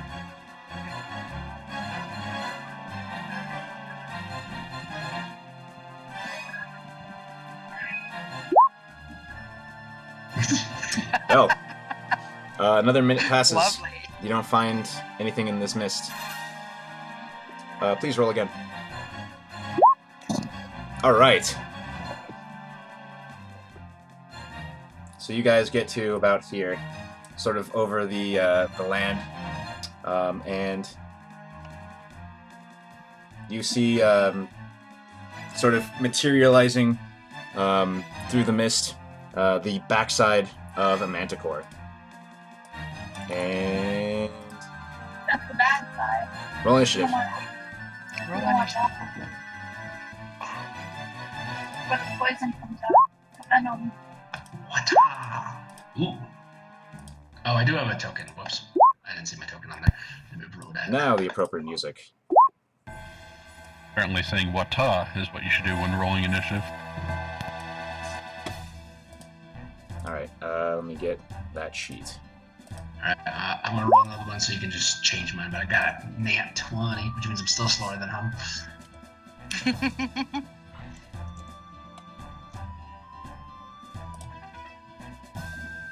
Now that we can see this manticore, can we see that this is a manticore with wings? It's certainly a manticore with wings, so you are high in the air.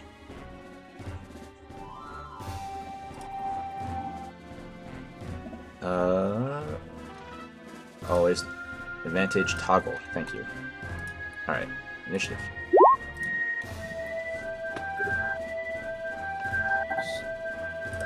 Somebody is echoing hard, so I'm going to turn down the music.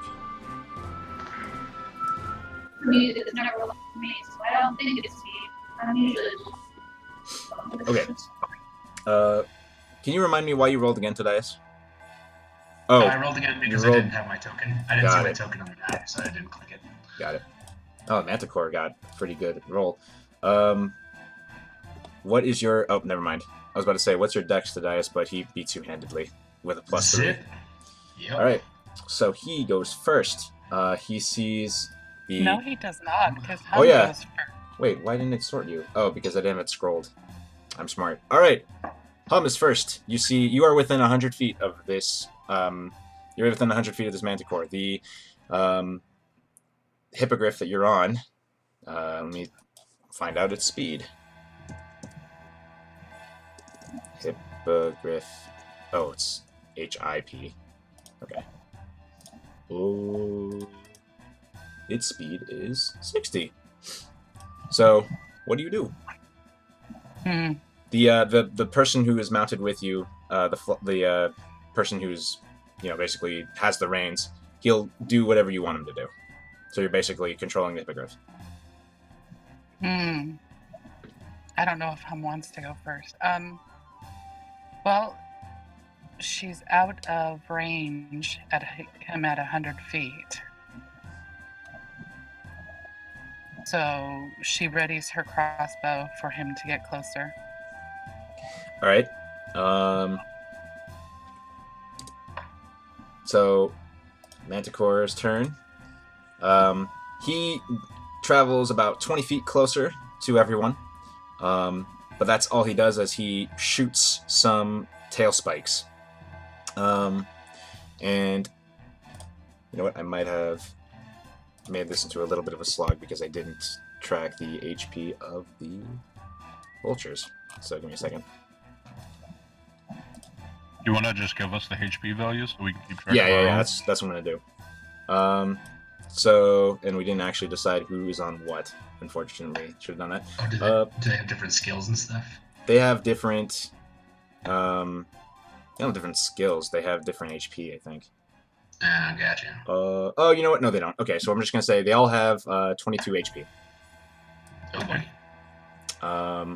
And for the purposes of this, the rider has a chance of ducking.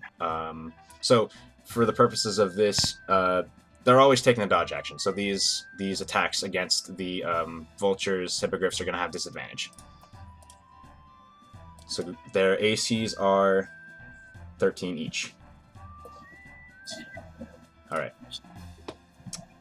Do you have all that? Mm-hmm. All right. So he shoots some tail spikes. He shoots one at Hum's hippogriff. And oh wait, disadvantage. 18. Which hit? That's gonna do a solid 5 damage To me or to the bird? to higher or lower. Lower. Do you want it to you or to the bird? To the bird. Okay. Well, it hits the bird for 5 damage, and the rider is just like, oh.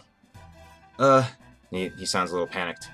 He shoots another tail spike over at Zachariel's direction. Oh, that's 10 to hit. So it flies through the air. You said then- the AC was 13, right? Yes. Okay. One more toward the one Carahill's riding. Are you there, Carahill? Yeah, I'm here. Okay.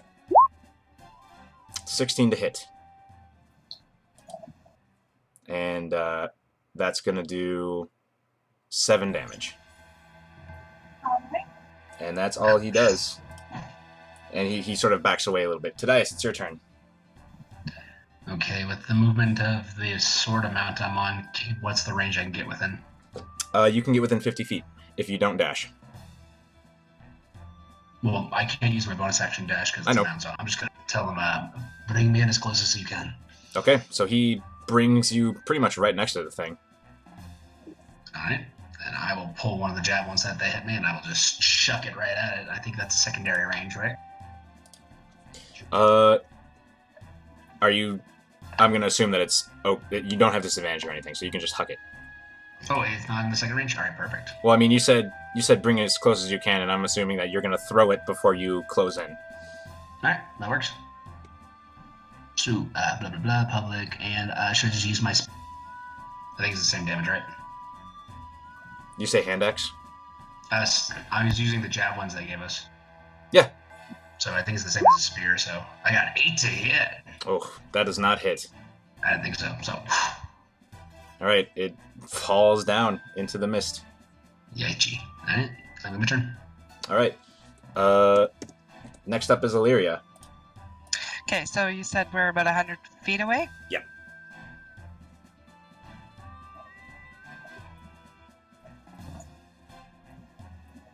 Okay, I'm gonna get a little bit closer. Okay. Just a little bit. I'm gonna tell the rider just to, stay still. Staying still is okay. Bring my bow up, and I'm gonna carefully aim at him and try and shoot him. Okay.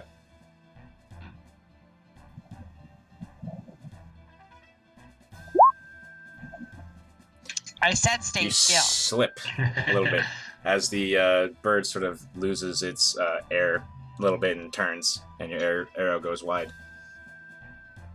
Zachariel. Roughly how far away from it am I? 100 feet. Alright, so...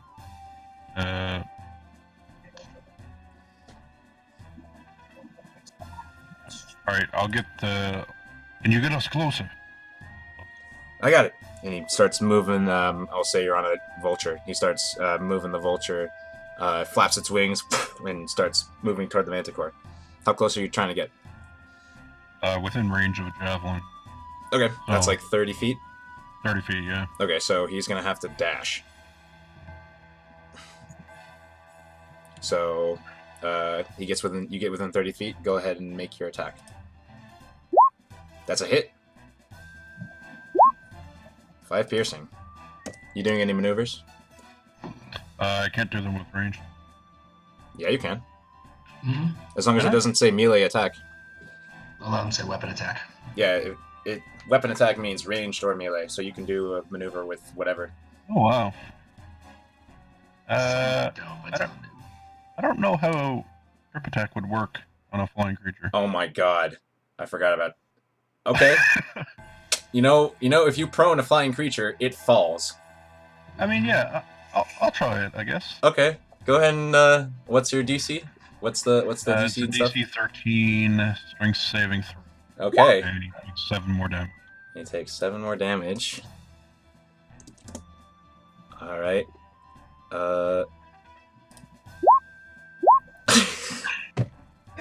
You rolled a Not 5. All right, so your javelin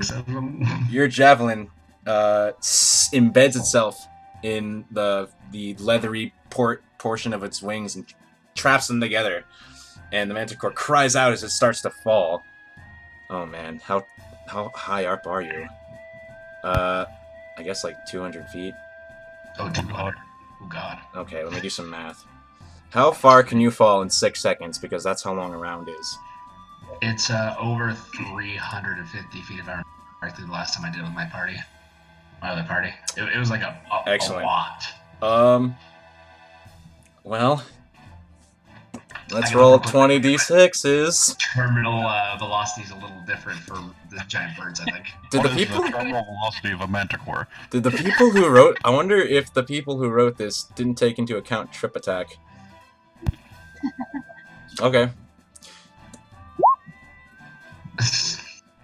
Did I just pancake a manticore? Skunk. Yeah, so you trap its wings, it falls down. And it did well over its max. And it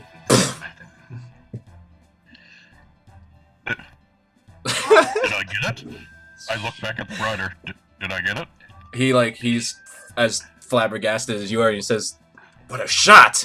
And then he starts he starts like angling his vulture down, and you start descending, and he says, "If we don't see it in the next couple of seconds, I think you did." And fuck, I totally forgot about trip attack. Oh my god. No, you deserve it. It all paid off, right? It all paid off. After all the trip attack failures in combat. Yeah, this is your happy birthday, Zachary. Sweet. Okay, so you get to the bottom of the canyon, and everyone else is sort of following too. And at the bottom, the mist is a little less thick, but you know it's definitely overcast. And you land, and you see a very, very mangled, bloody corpse of a manticore. Just completely still. I walk over to it and stick my boot against its head and pull the javelin out. And it just... You try to pull it out, and it's completely shattered. Oh. Lost another javelin. And he just... The knight that's with you, let's say it's Jared. He is just looking at it, and he looks at you, and... That is probably the most impressive thing I've ever seen. Congratulations. Thank you. Not sure what was supposed to bring back. There's not much left. And at this point, everyone's sort of landed. So if you want to walk up and do something, you can. As I'm walking up, would it be a nature check to kind of understand if there's any like usable parts of a manticore that could be handy for either selling or for some alchemical reasons? Roll a d20. Just D20? a straight d20. I can do that. Because No, we're I've sitting never here seen one of these. together. I've never seen one of these creatures up close. It is horrifying. It's It's pretty ugly. extra horrifying as it's just totally, you know, mangled and like broken on the ground. You find 10 tail spikes. Mm. I'm gonna switch the music. I kind of collect them. Yeah. I don't know what they're really useful for, but you know, They are about the size and weight of a javelin. Mm. I give one to Zachary. You know, I'm kind of happy that this ended so quickly because it could have been a real slog. Oh my god. What was the maximum HP on that bad boy? This is a manticore. It had like its max HP is like 68. Oh, so it was just enough too. Oh my god. All right, cool. A few less fives there, you would have not maybe done it. All right. Oh yeah. What was the distribution of the dice? Oh yeah. Oh, There's that's a lot of good fives. a lot of good fives in there. Okay. Mhm. First, let me find some ambience. Does get Well, market. viewers, that's what you get. You never know what's going to happen in D&D. Dun dun dun. All right. So, do you try to collect its, like, you know, smushed head? I mean, yeah, I'm just going to go over there and first I'll grab onto it with my hands and see if it just kind of like gives away with the skin. If not, I'll use my sword. It doesn't give way, and you start to tear, and you realize that you might have to just make a clean cut so that you can transport something. All right, anyone who is squeamish, avert your eyes. I like sit down, both my hands underneath my chin. Looking right at this grisly display. Goodness. You know what? Let's be fancy. Like an execution, I take out the glaive and lop off its head. Alright, its head is sufficiently lopped off. And, I assume, doing nothing else, you make it, or you hop back on your mounts and head back to the spire. Yes, as long as you know. Did Patty's have to? Did Kitty's have to go? I see that she's muted. She might snuck away for a second. Zachariel looks at everyone else and says, I'm terribly sorry that I stole all the fun. Hey, it's your birthday. Happy birthday. I think you're really going to enjoy that belt. It looks real handy. Well, I don't think it's my style, but we'll see. I'm sorry. What were you saying, Kitties? I wasn't saying anything. Okay. I think Nixie was saying something.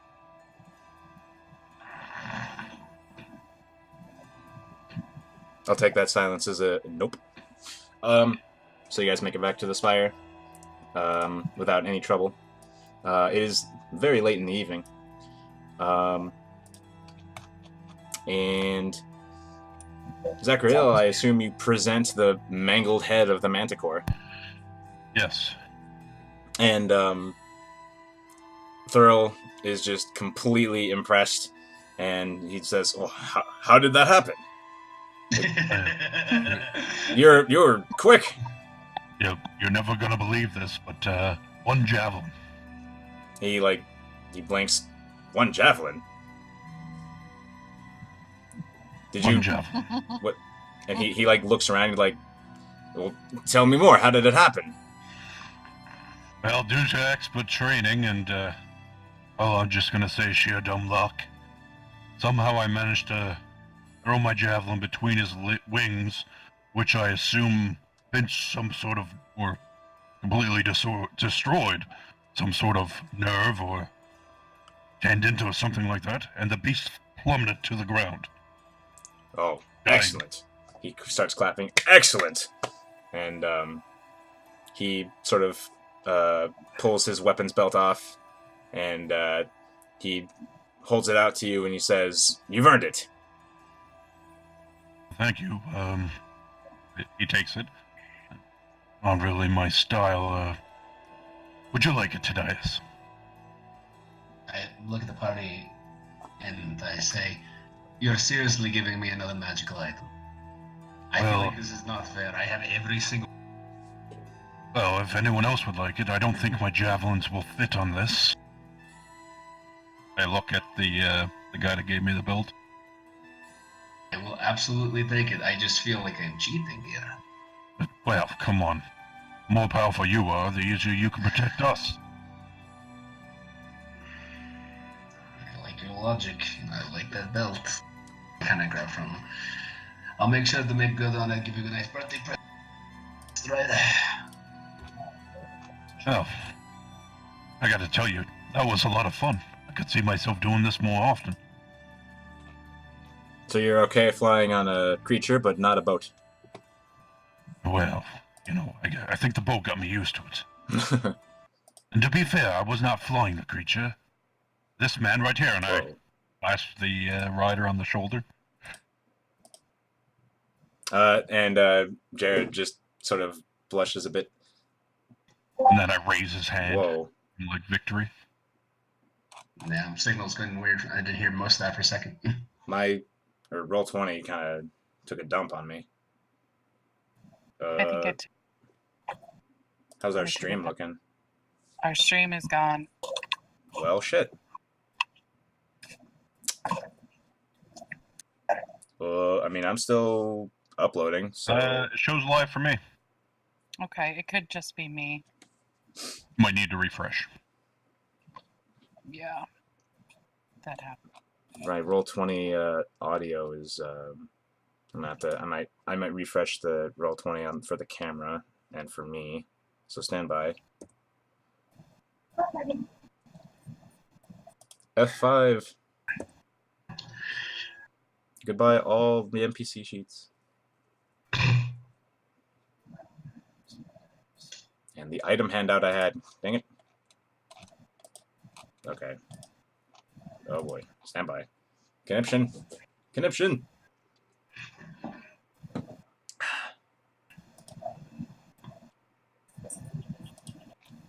Okay. Now let me try the musics. Because the music just stopped. I still There we hear go. Woody. Alright. Yay! Okay. Okay. Not to delay the game, but I still can't believe that just happened. I can't believe I forgot about Trip Attack. Fuck. Well, stranger things have happened. Maybe the person that wrote this is like, we're gonna have that really shitty cage trap, and then we'll have a Manticore hunt that can be ended in a second with a Battlemaster fighter. People have their specialties. This goes out to anyone who's ever played a fighter and chose champion over Battlemaster. You done fucked up. How dare you? You know Ansel's listening. I know. That's why I said it. In my previous game, friend Ansel chose champion fighter, and yeah, that's it. I don't blame him so much. He was new. He was a new player. Okay, so you're back at the Spire. Oh yeah, the item card. Let me do that. That's what I was gonna do before my audio shat itself. We done shot the baby, did we? And they will She's shat all over. him or herself. It's so wet and smelly. It's horrible. To be fair, Caleb is also listening. He also played champion over Battlemaster, so... Oh, he regretted it all. He regretted it deeply. Okay, here we go. So, here's your new toy, Tadias. Why do I have everything? I don't know! I didn't mean for that to happen! Why? I didn't mean for this to happen! Someone better take this wand. Someone better take this wand, damn it. Alright. Tell you what, if it makes you feel better, I'll carry the shovel. Oh, I'll absolutely give you the shovel, homie. Yeah, I don't know if it will be useful for getting donuts or more cooking, but that is your shovel. I'm sure I could use a shovel to cook. It's a pretty handy shovel. It's already been useful for us. So, I had an idea of what I was going to use it for once I got back to town and buy some equipment, but I might be able just to ask you to do it. so Zachriel has the Sunni's spade. Fight each other. Sounds good to me. That's your Zephyr belt. This belt is constructed out of light metals and finely crafted leather. Up to 4 light melee weapons can be hung from the belt in straps or sheaths. When the attuned wearer drops a weapon attached to this belt, or draws a weapon attached to this belt and throws it, the weapon is guided back to its strap or sheath with a powerful current of air immediately after the wearer's turn ends. Additionally, the wearer can use the belt to cast a Zephyr Strike. The belt can't be used this way again until the next dawn. I wonder where this belt came I wonder where this belt came from. Not And from... There's the copy, and there's the paste. Certainly not from the Pathfinder SRD, and then edited heavily. from. Or from my latest Curse of Straw adventure. I mean, it kind of had... I mean... Well, okay, yeah. Fair enough. Cool. So you have that now. It is super late. So when the knights that were with you get back and they guide their steeds into the stables, the hippogriffs and the vultures, they go right to sleep. They look exhausted. And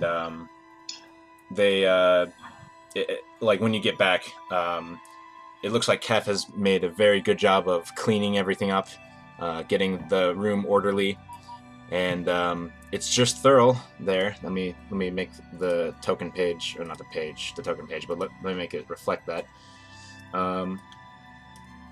So it is. Let me do a couple things here. Just oh god, I don't want him there. Man, I cannot.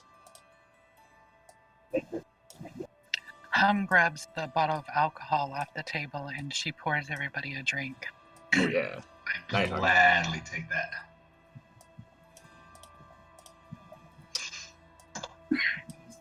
And she says to our friend Zachriel, who is not only his birthday, but he is a great warrior. Thurl raises his glass and or his flagon and conks it against everyone else's, and He says, to Zachriel! Zachariel. Takes a big swig of it. All right. He's just sitting next to the fire. It would appear I missed my calling in life. Instead of being a way shield, I should have been a Feathergale Knight. He says, he when you say that, he gets a big smile on his face, and he says, we're always open to more members.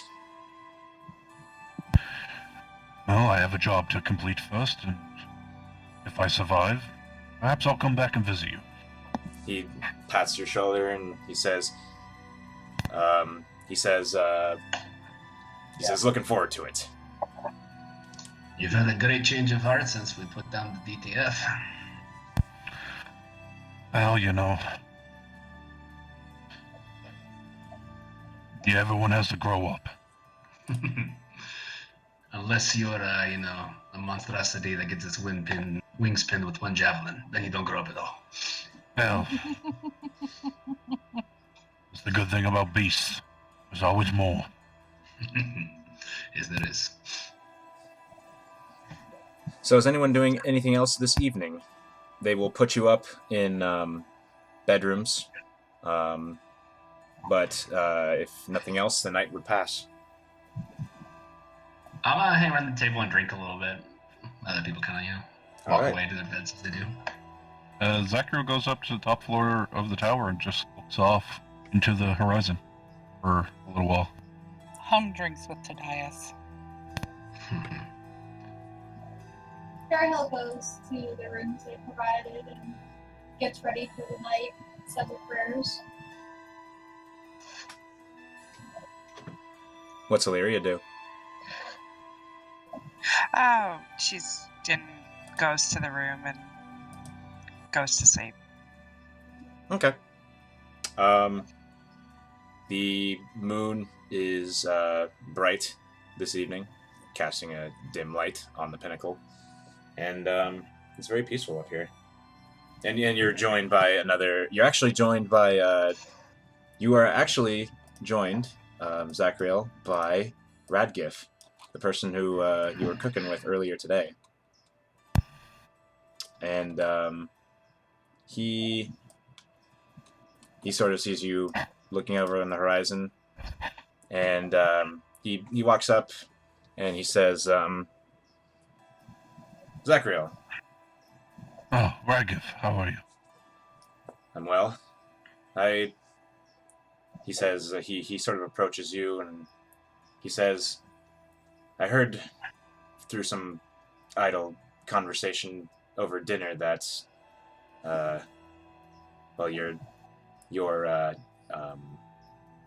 your blonde friend sort of let slip that your family's missing. Oh, yes. As he closes something tight in his hand. And you notice that Radgif notices this. Like, he looks down your hand, but he doesn't pry. And he looks like he has something that he wants to say, but he ends up saying a lot less than what he might want to say. He just says, I hope you find them. There's more to your words. Why do you not speak? His shoulders sort of slump a bit, and he says, well, I ended up joining the Feathergale Society after my wife and son passed. I'm so sorry for your loss. He says, no, I don't mean to put on a show. I know that you're missing yours, and I just wanted to wish you the best. It's not easy. I'm beginning to learn that more and more every day. He just sort of clasps your shoulder. He says, you know what, he doesn't say anything. He just sort of clasps your shoulder in this silent solidarity with you. I shed a single tear. Then he just pats your shoulder, and then he gives you a quick but he gives you a quick but warm hug, and then he pats your shoulder again, and he says, he just kind of silently nods, and he starts to back off and turns to leave. As he's leaving, you're a good man. You don't deserve what happened. He Hope says, things continue well for you.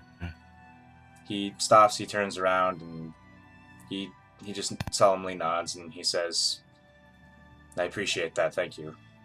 All the same to you. The same to you. Have a good night. Have a good night. And he retreats back down the stairs. We cut to Tadias and Hum. What are you guys doing? Drinking heavily. And then I swear I saw him fall into the second story, right into the hay bale, and the shopkeeper didn't know what happened. I had to pull him out. God. I don't know how he got up there. My father drinks all the time. I don't know what he was building, but it's just ridiculous. Drink again, Tadias, just for that story. Yes. So, where's your family? Are they in Forest Ride, or are they somewhere else? I don't have a family anymore. Sounds like there's a story in there too. My parents were killed in the last battle that our village had, and I finished growing up as an orphan in the village, and they weren't very nice to me. I'm kind of small even for a gnome. And so I left. Went to Forest Ride. Went to see if I could make it out on my own. That's when I started playing over at Twiddles and Fiddles. And they're my family now. So You know, the family we get to pick is sometimes more important than the ones we lose. it's the truth. It's the truth. But you know, one day I'm gonna get up on that stone giant stage and play. I just know it's gonna happen. I'll be clapping and whistling loudest from the crowd. I bet you will. I'll drink to that. No, we're gonna get into problems like this. We're already 2 stories out.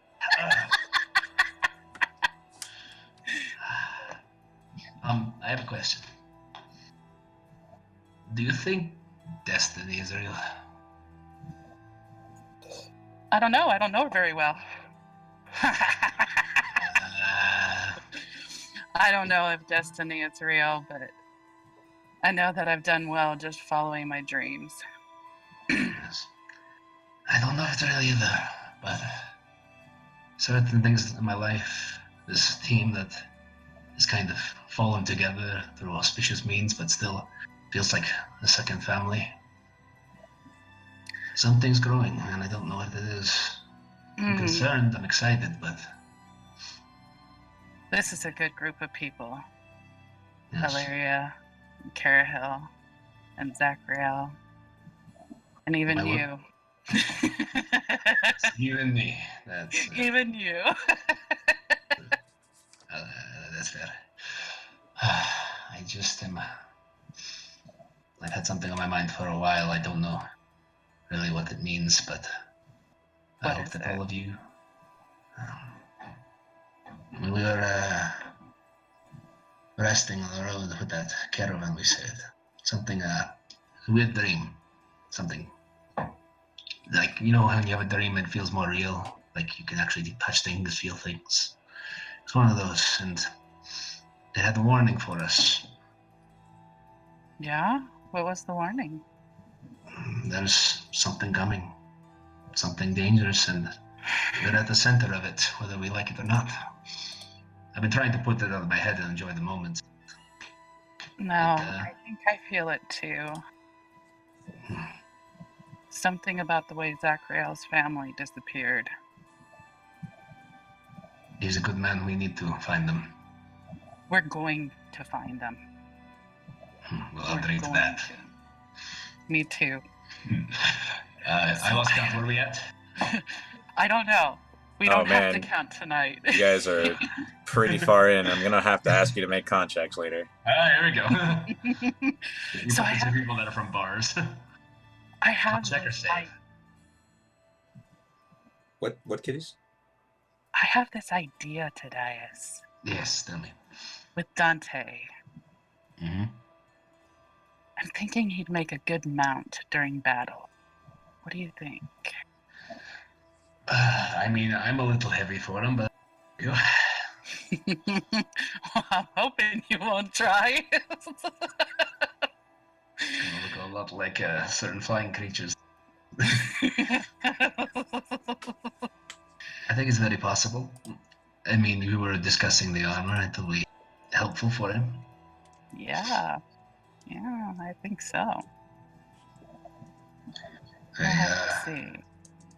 I think he's right here with us, another family member. Unfortunately or fortunately, however you see it, that will be part of the story.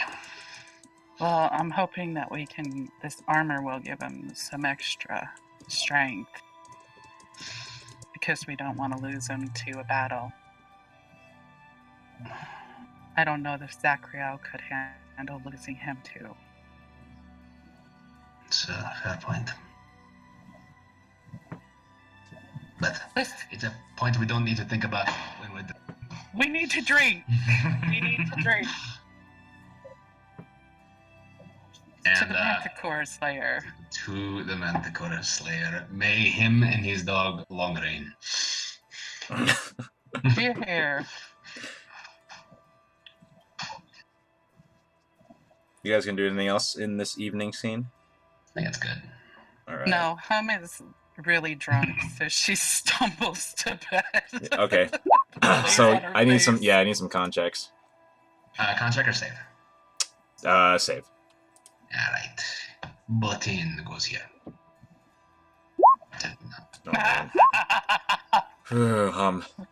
Hum is hurting. Hum is hurting. She's small. Oh man. And she kept up with Tadias last night. Oh god. Okay, so Hum, in the middle of the night, you wake up with a start, and you can tell me where it happens, but you will puke. It's happening. She makes it to the chamber pot. She makes it to the chamber pod, hurls, and it does not feel good. No. Oh, she prays to the gods she doesn't believe in. As you worship the, not porcelain, but the Iron Throne, I guess. I don't know. Tadias, you're just gonna wake up with a really bad hangover. Alright, so the night passes without incident. Yes, Justin, the night passes without incident. We all die. Oh no, me and Justin played through this before, and it wasn't as involved as what I did, but things didn't go well for us because... Yeah, the evil GM is in the chat, actually. Oh yeah? I'm not on the stream. Sweet. So, yeah, the morning comes. Tadias, you have a very bad headache, and you are poisoned for this morning. You're technically... Hum is also poisoned for this morning. So I assume that there's a little bit of activity around you. Actually, let me change the music to something more apropos. Sunrise of the Flutes, always good for mornings.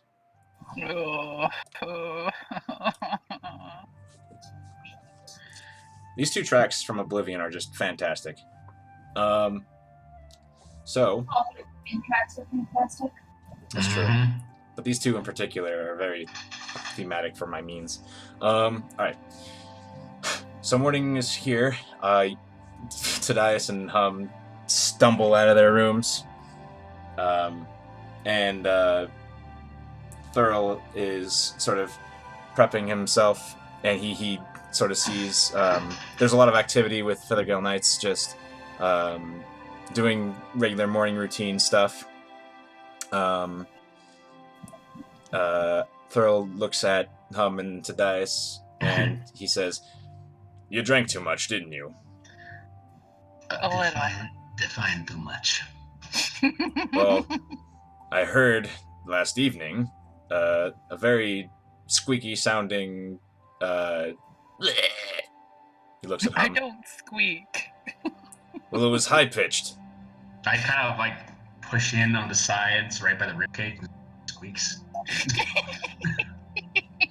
No, just giggles, no squeaks. Thurl says, "Well, why don't you get some breakfast in you, and we'll go take a look at that airship you're talking about."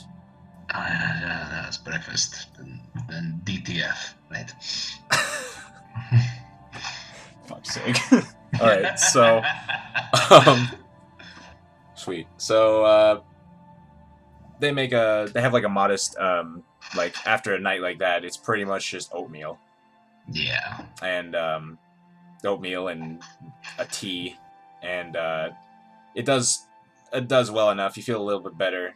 For now, you're still technically poisoned, but that won't last too long. You don't have anything greasy for breakfast?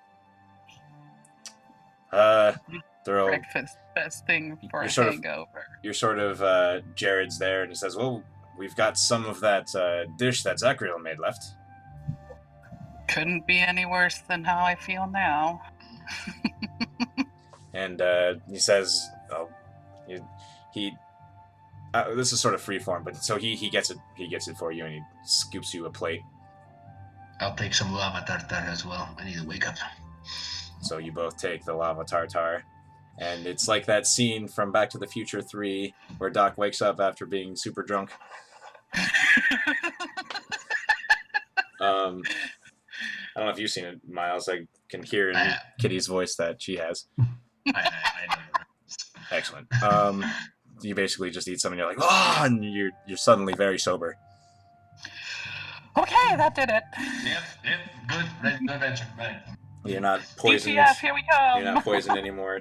So, I'm assuming Carahil and Illyria wake up and are there, or I'm just still in the room getting ready. okay.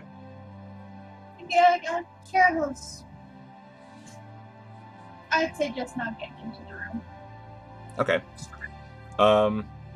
Carahil, we're having lava tartar for breakfast. Do you want some? Oh, sure, it was delicious.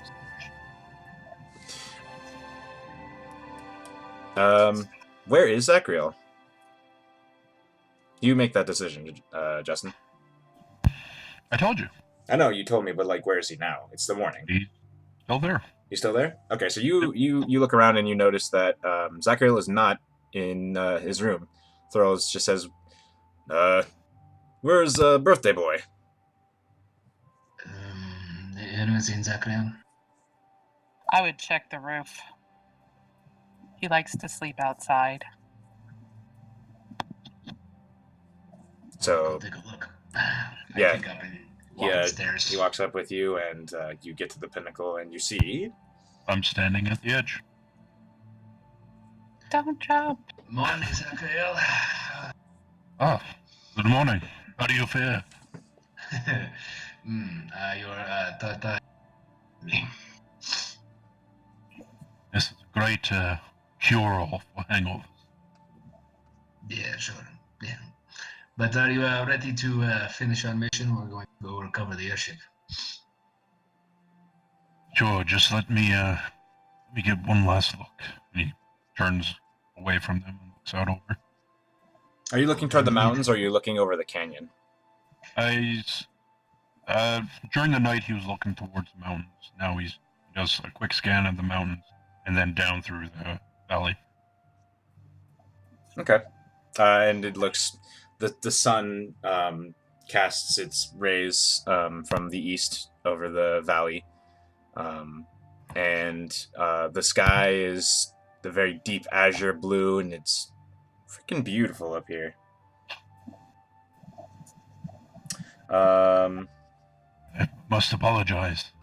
You missed a wonderful sunrise. Did I? Yes, Tell me about it. the way the land here is feels remarkable. Almost makes you forget about all the trouble, all the pain. And a moment like that should be treasured. So, you take But off I the- digress. I believe we have things to do. Yeah, we always do, don't we? And just as you say that, about four Feathergale Knights mounted on vultures and hippogriffs land on the pinnacle.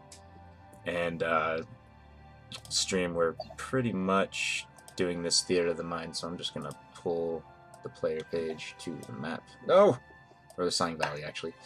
And going to delete the Manticore. And they land on the pinnacle, and so we do have things to do, says Thurl. Shall we get going? I start slipping various thrown weapons into my belt. Okay. Give a good long stretch and say, oh, all right. Let's go. All right, so it's let's say Thurl and just for fun, we'll say it's Thurl and Ivern and Jared here. yes, he is. All right, I'm gonna look to Jared and say, Jared, could I try something? Well, what is it? Well, I'm all about experiences in life and conquering fears. You think that bird could handle a little jolt? He like, as you say that, he sort of like puts his arm around like the neck, like protectively around the neck of the vulture, and he says, "Jolt." Well, I want to jump off the tower and onto the vulture. His eyes sort of widen. He looks to Thurl. Thurl says, Perhaps one of the hippogriffs? one of the hippogriffs. They're a little bit stronger." He points to Jared is flying on a vulture. He points to another knight whose name you've come to know as Mikkel, like my name, except without all of the good parts. That. And he's riding a hippogriff. He's riding the hippogriff Carl, and Mikkel says, "Oh, I've done it a couple times off on Carl. He can take a jolt, as you say. Sure." Excellent. Whenever you're ready. So, the other four of you mount up and they start flying toward the site of the crash. And Mikkel is sort of at the edge with you, Zachariel, and he says, "All right, get ready. And this is a little dangerous, so if I miss, I'll make sure to catch you." No, it's fine. We'll solve that when we get to it. And Zachariel cracks his neck and starts shaking, Okay. like shaking his arms. Carl takes off of the tower, and he dives down and he makes a loop around the spire. And then you faintly hear Mikkel's voice, and he says, "Timer right?" And then he flies. You see it like you see Carl flying toward the spire. I'm not gonna make you make a check for this because I don't want to kill you this way. Unless you want. Do you want this? Do you want the thrill? You want to run and jump onto this bird? I mean, okay. Make fucking, I guess, a strength check because Are we in the air at the same time as this is happening? You're like you're starting to fly away from the tower, and you see this going on, and you overheard him ask about this. So if you want to interject, you better do it. I would like to just fly a little bit lower than this Circus Lay act, and hopefully, and if anything happens. Okay. Caramel singing back, watching, very, very, very worried. Because she knows Kellen Bar does not forgive. Does not what? Does not forgive in his death. He is lawful neutral. Okay. If he is to die, he will die. What DC to give this? Yeah, okay. Straight athletics check. All right. I run. I have a in a sprint. I crouch down into a sprinter's pose, and I run towards the edge. Hum covers her eyes. Oh my god, Fine. you just made it. Fuck. Okay. So, yeah, you jump off. It's like, it's kind of close, actually. Like, you land, and you hear, like, a short squaw from Carl the Hippogriff, and you almost slip off, but then, and I'm being very honest, 15 was the DC. Mikkel, like, catches your wrist and, like, helps you back on, and he says, well, how do you feel? I just let out the most joyful, triumphant scream that I can, and it echoes off the walls of the canyon. It's Synchronized party sigh. certainly does. Synchronized party sign. Holy shit. All right. Carol crosses her heart as she tells her driver to go forth. And he does, and you're with Savra, who's the blonde woman you met at the beginning of all this, and she says, "Oh, sure thing," and she starts going toward where your ship is, and you can see it. You can still see the wreckage as you approach, and you fly over. And it's such a nice ride, and so much better than huffing it and dealing with the gnolls. They give a wide. Just one thing: if we catch up, Zachary looks at the others, like across the skies, like, "Don't tell Gordon about that." Sure, you catch up with them. You give this. You give the mesa where you almost fought those griffins a wide berth. And you get to the ship, and you land at the crash site. So Thurl hops off of his hippogriff and helps down. I'll say Illyria was with him. Helps Illyria down, and stands akimbo, looks at the wreckage, and he says, "Oh, so this is it?" This will be it, yes. This is the DTF for Winds and Sails. DTF? Yes, the desire to fly. Well, what an unfortunate name. I know. I don't know why they named it that.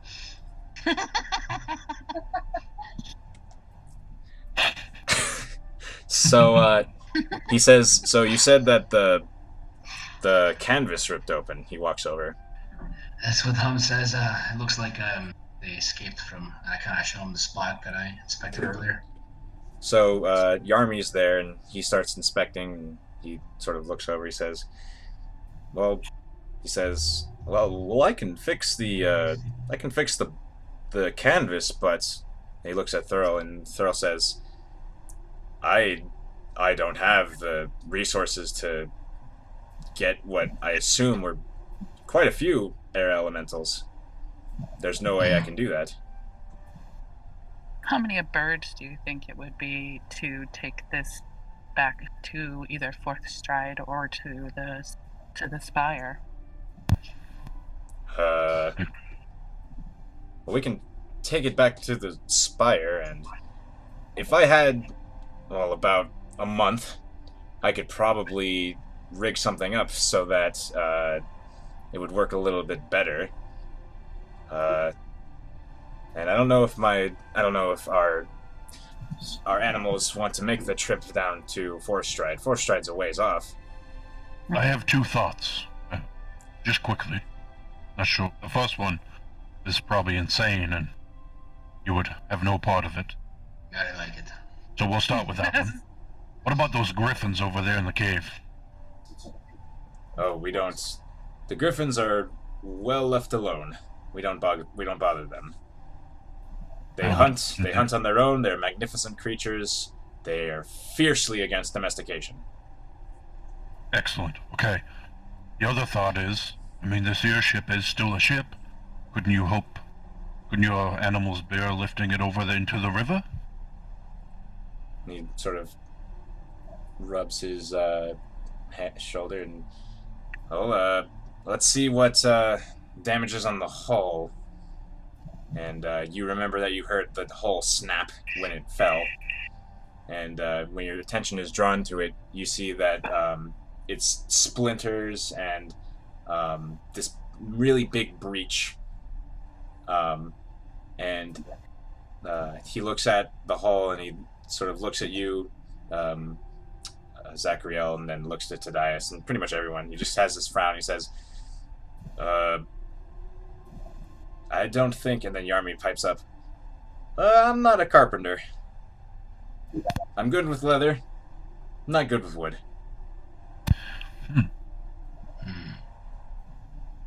Well, if this is the case, we're probably going to have to replace the air elementals. And Thurl says, well, like I said, that if I were to attempt that, it would take at least a month.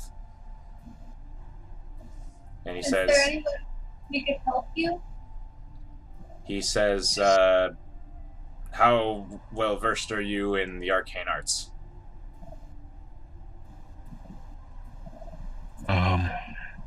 Not at all. I dabble. I speak Primordial, that's about all I could help. I could play a song. He just sort I of, know a few spells from my studies.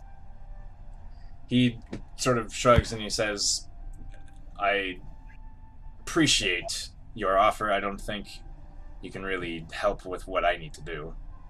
And Dimitri, from your experience with Dimitri, Tadias, you know that this is pretty much the case. So, our choices are we could leave and return, or we could do something around here. You remember that you do remember that, and I'll remind you that when Dimitri tasked you with this, he didn't expect it to come back. It was a present. Oh, it was a present. I thought we were just dropping off for him to check it out. If my memory serves, it was meant to be left there. All right, then yeah, we're good. Well, as long as you can get it, Dimitri gives his blessing for you to have at it, look at the technology, and try to develop your own use it.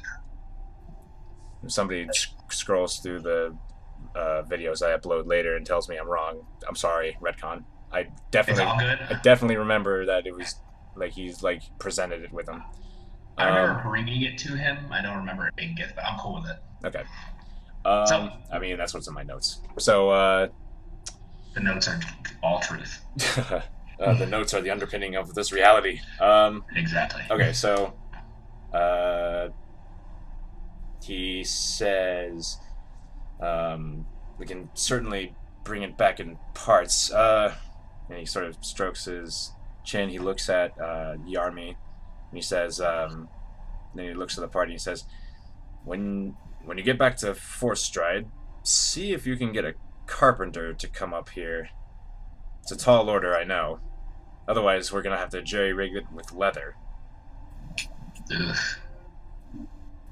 But Carpenter, check. it's not that vital, but it would help. Well, We can, go ahead, Zachary. perhaps wood was a design, and forgive me, Dias, but perhaps wood was a design flaw. Maybe use some metal plating, That's a some good. sort of... Go ahead. Thurl says that's a good suggestion. It's a reasonable idea. Well, if he had used wood to build the ship itself, then I'm sure he wouldn't find too hard. He wouldn't have too hard of a time to find a carpenter to send up here. We will do our best to find him. He says, well, I appreciate that.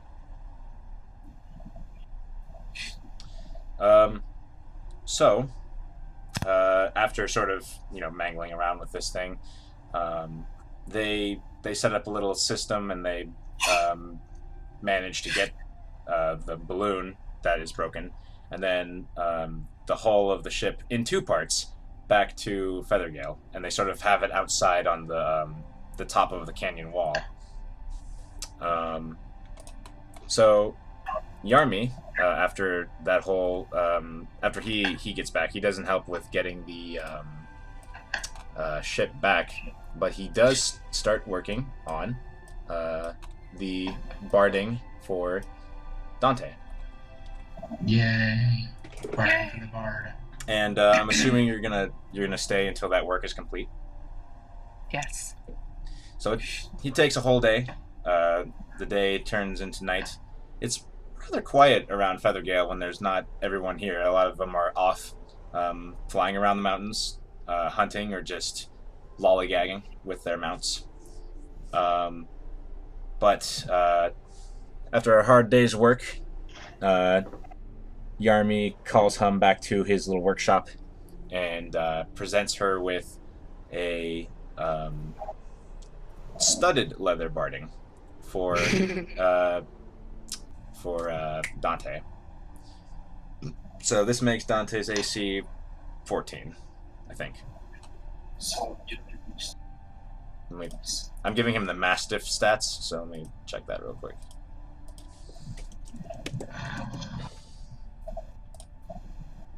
Studded leather. Oh no. Yeah, so 14. And there's a little Hum-sized saddle. So there you go.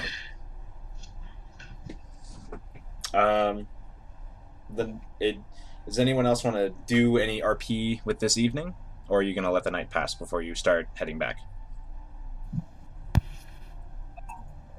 I'm all for letting the night pass. I want to find at least one moment when no one's on the top of the tower and try chucking some daggers off of it and watching them right back into my belt and be like, oh yeah, that happens, and So cool. it's badass. So cool.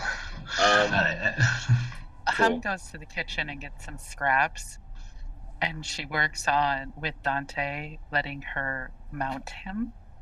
That sounds adorable. It's only as awkward. It's only as awkward as you make it.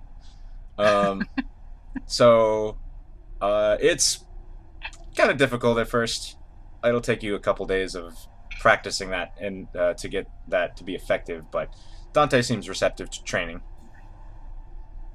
Well, there's meat involved. Of course he is. There is meat involved. Does anyone else want to do anything before you guys leave Feathergale? They will drop you off at the sort of entrance area. Let me take you guys to the map, the big map, the world map. Oh boy, it looks terrible. There we go. So on the world map,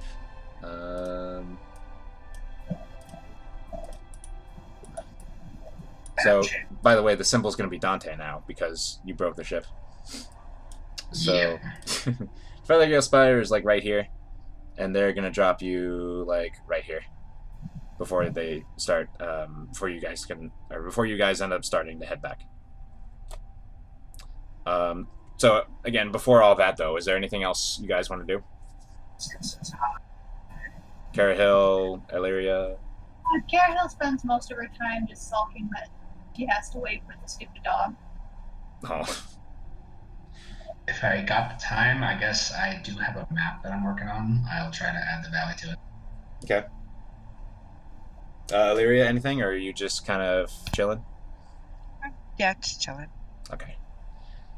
So that night passes, and I need to actually keep track of that, because we have a calendar. Zachariel spends most of the evening working with the cooks to try and pick up some of their different skills and what they do to further his own craft. Okay. So are we in Chess or Tarsach? you're in Tarsak. Alright. Tarsak the 24th is Zachariel's birthday. And as you guys are leaving the spire, it is Tarsak the 26th.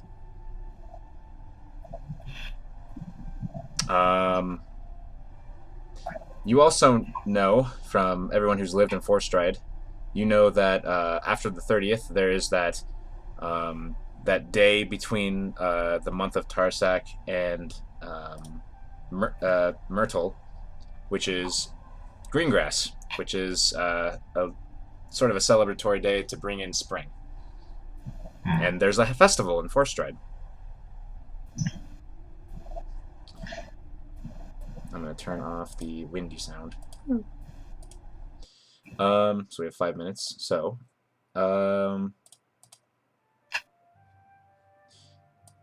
you guys start huffing it back? Believe that's the game. Okay. Yep. So, let me get myself to the page. All right. So, you guys start huffing it. It's morning in this day. After they drop you off, so you guys start hoofing it. Let me look up something important, just for travel pace. Speed. How fast are you guys traveling? Are you gonna go normal? Are you gonna take it slow? Or are you gonna try to move really fast?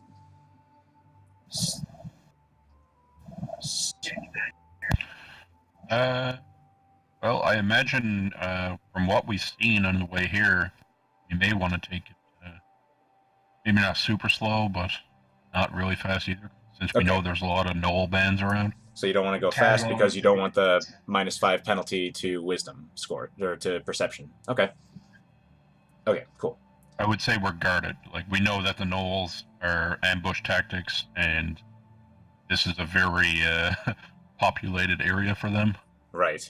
Okay. So at least until we get down to, say, if we're following the road, I would say at least until we get closer to Roland.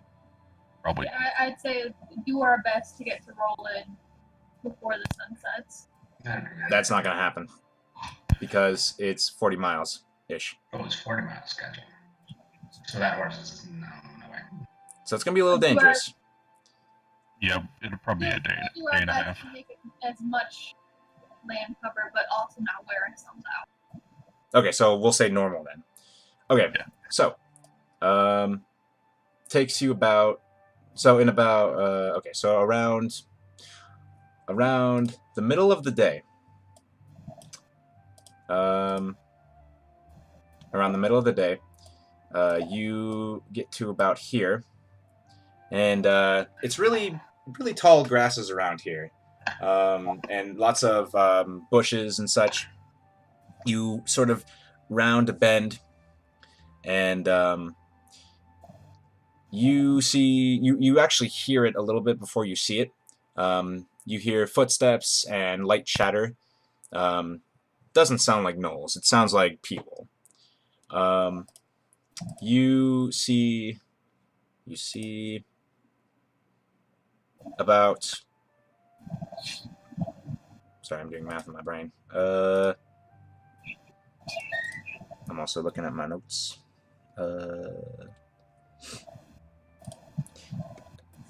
You see a group of 13 individuals.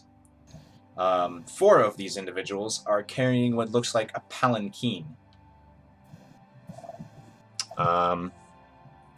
You round the bend, you're about 30 feet away from them. And they seem to not really pay you any mind as you approach them and they approach you on this small trail. They don't give you a wide berth or anything, but they sort of just ignore you, start to move past you. And you look at the palanquin, and you see a very strange looking symbol on it. Could I make a history check to try to identify? You can. When they walk by, Zachary just kind of like nods and says good day to them. One of the people that's not carrying the palanquin just says good day.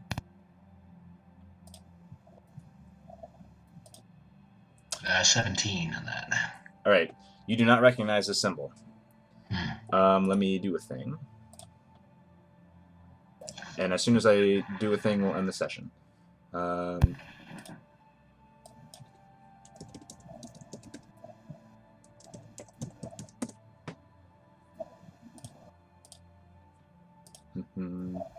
This is me making a handout real quick because I didn't know we'd get this far. Instant death. Instant death. Handout. Make a handout. And then what the fudge? And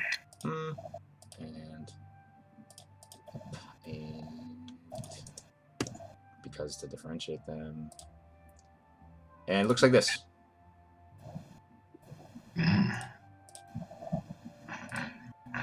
I will pull out my journal and sketch it next to my little cavalcade of the ones I'm getting. All right, and we will end the session. So thanks everybody who was watching us tonight. Man, a lot of good RP tonight, whatever. It was all fantastic. You guys are great.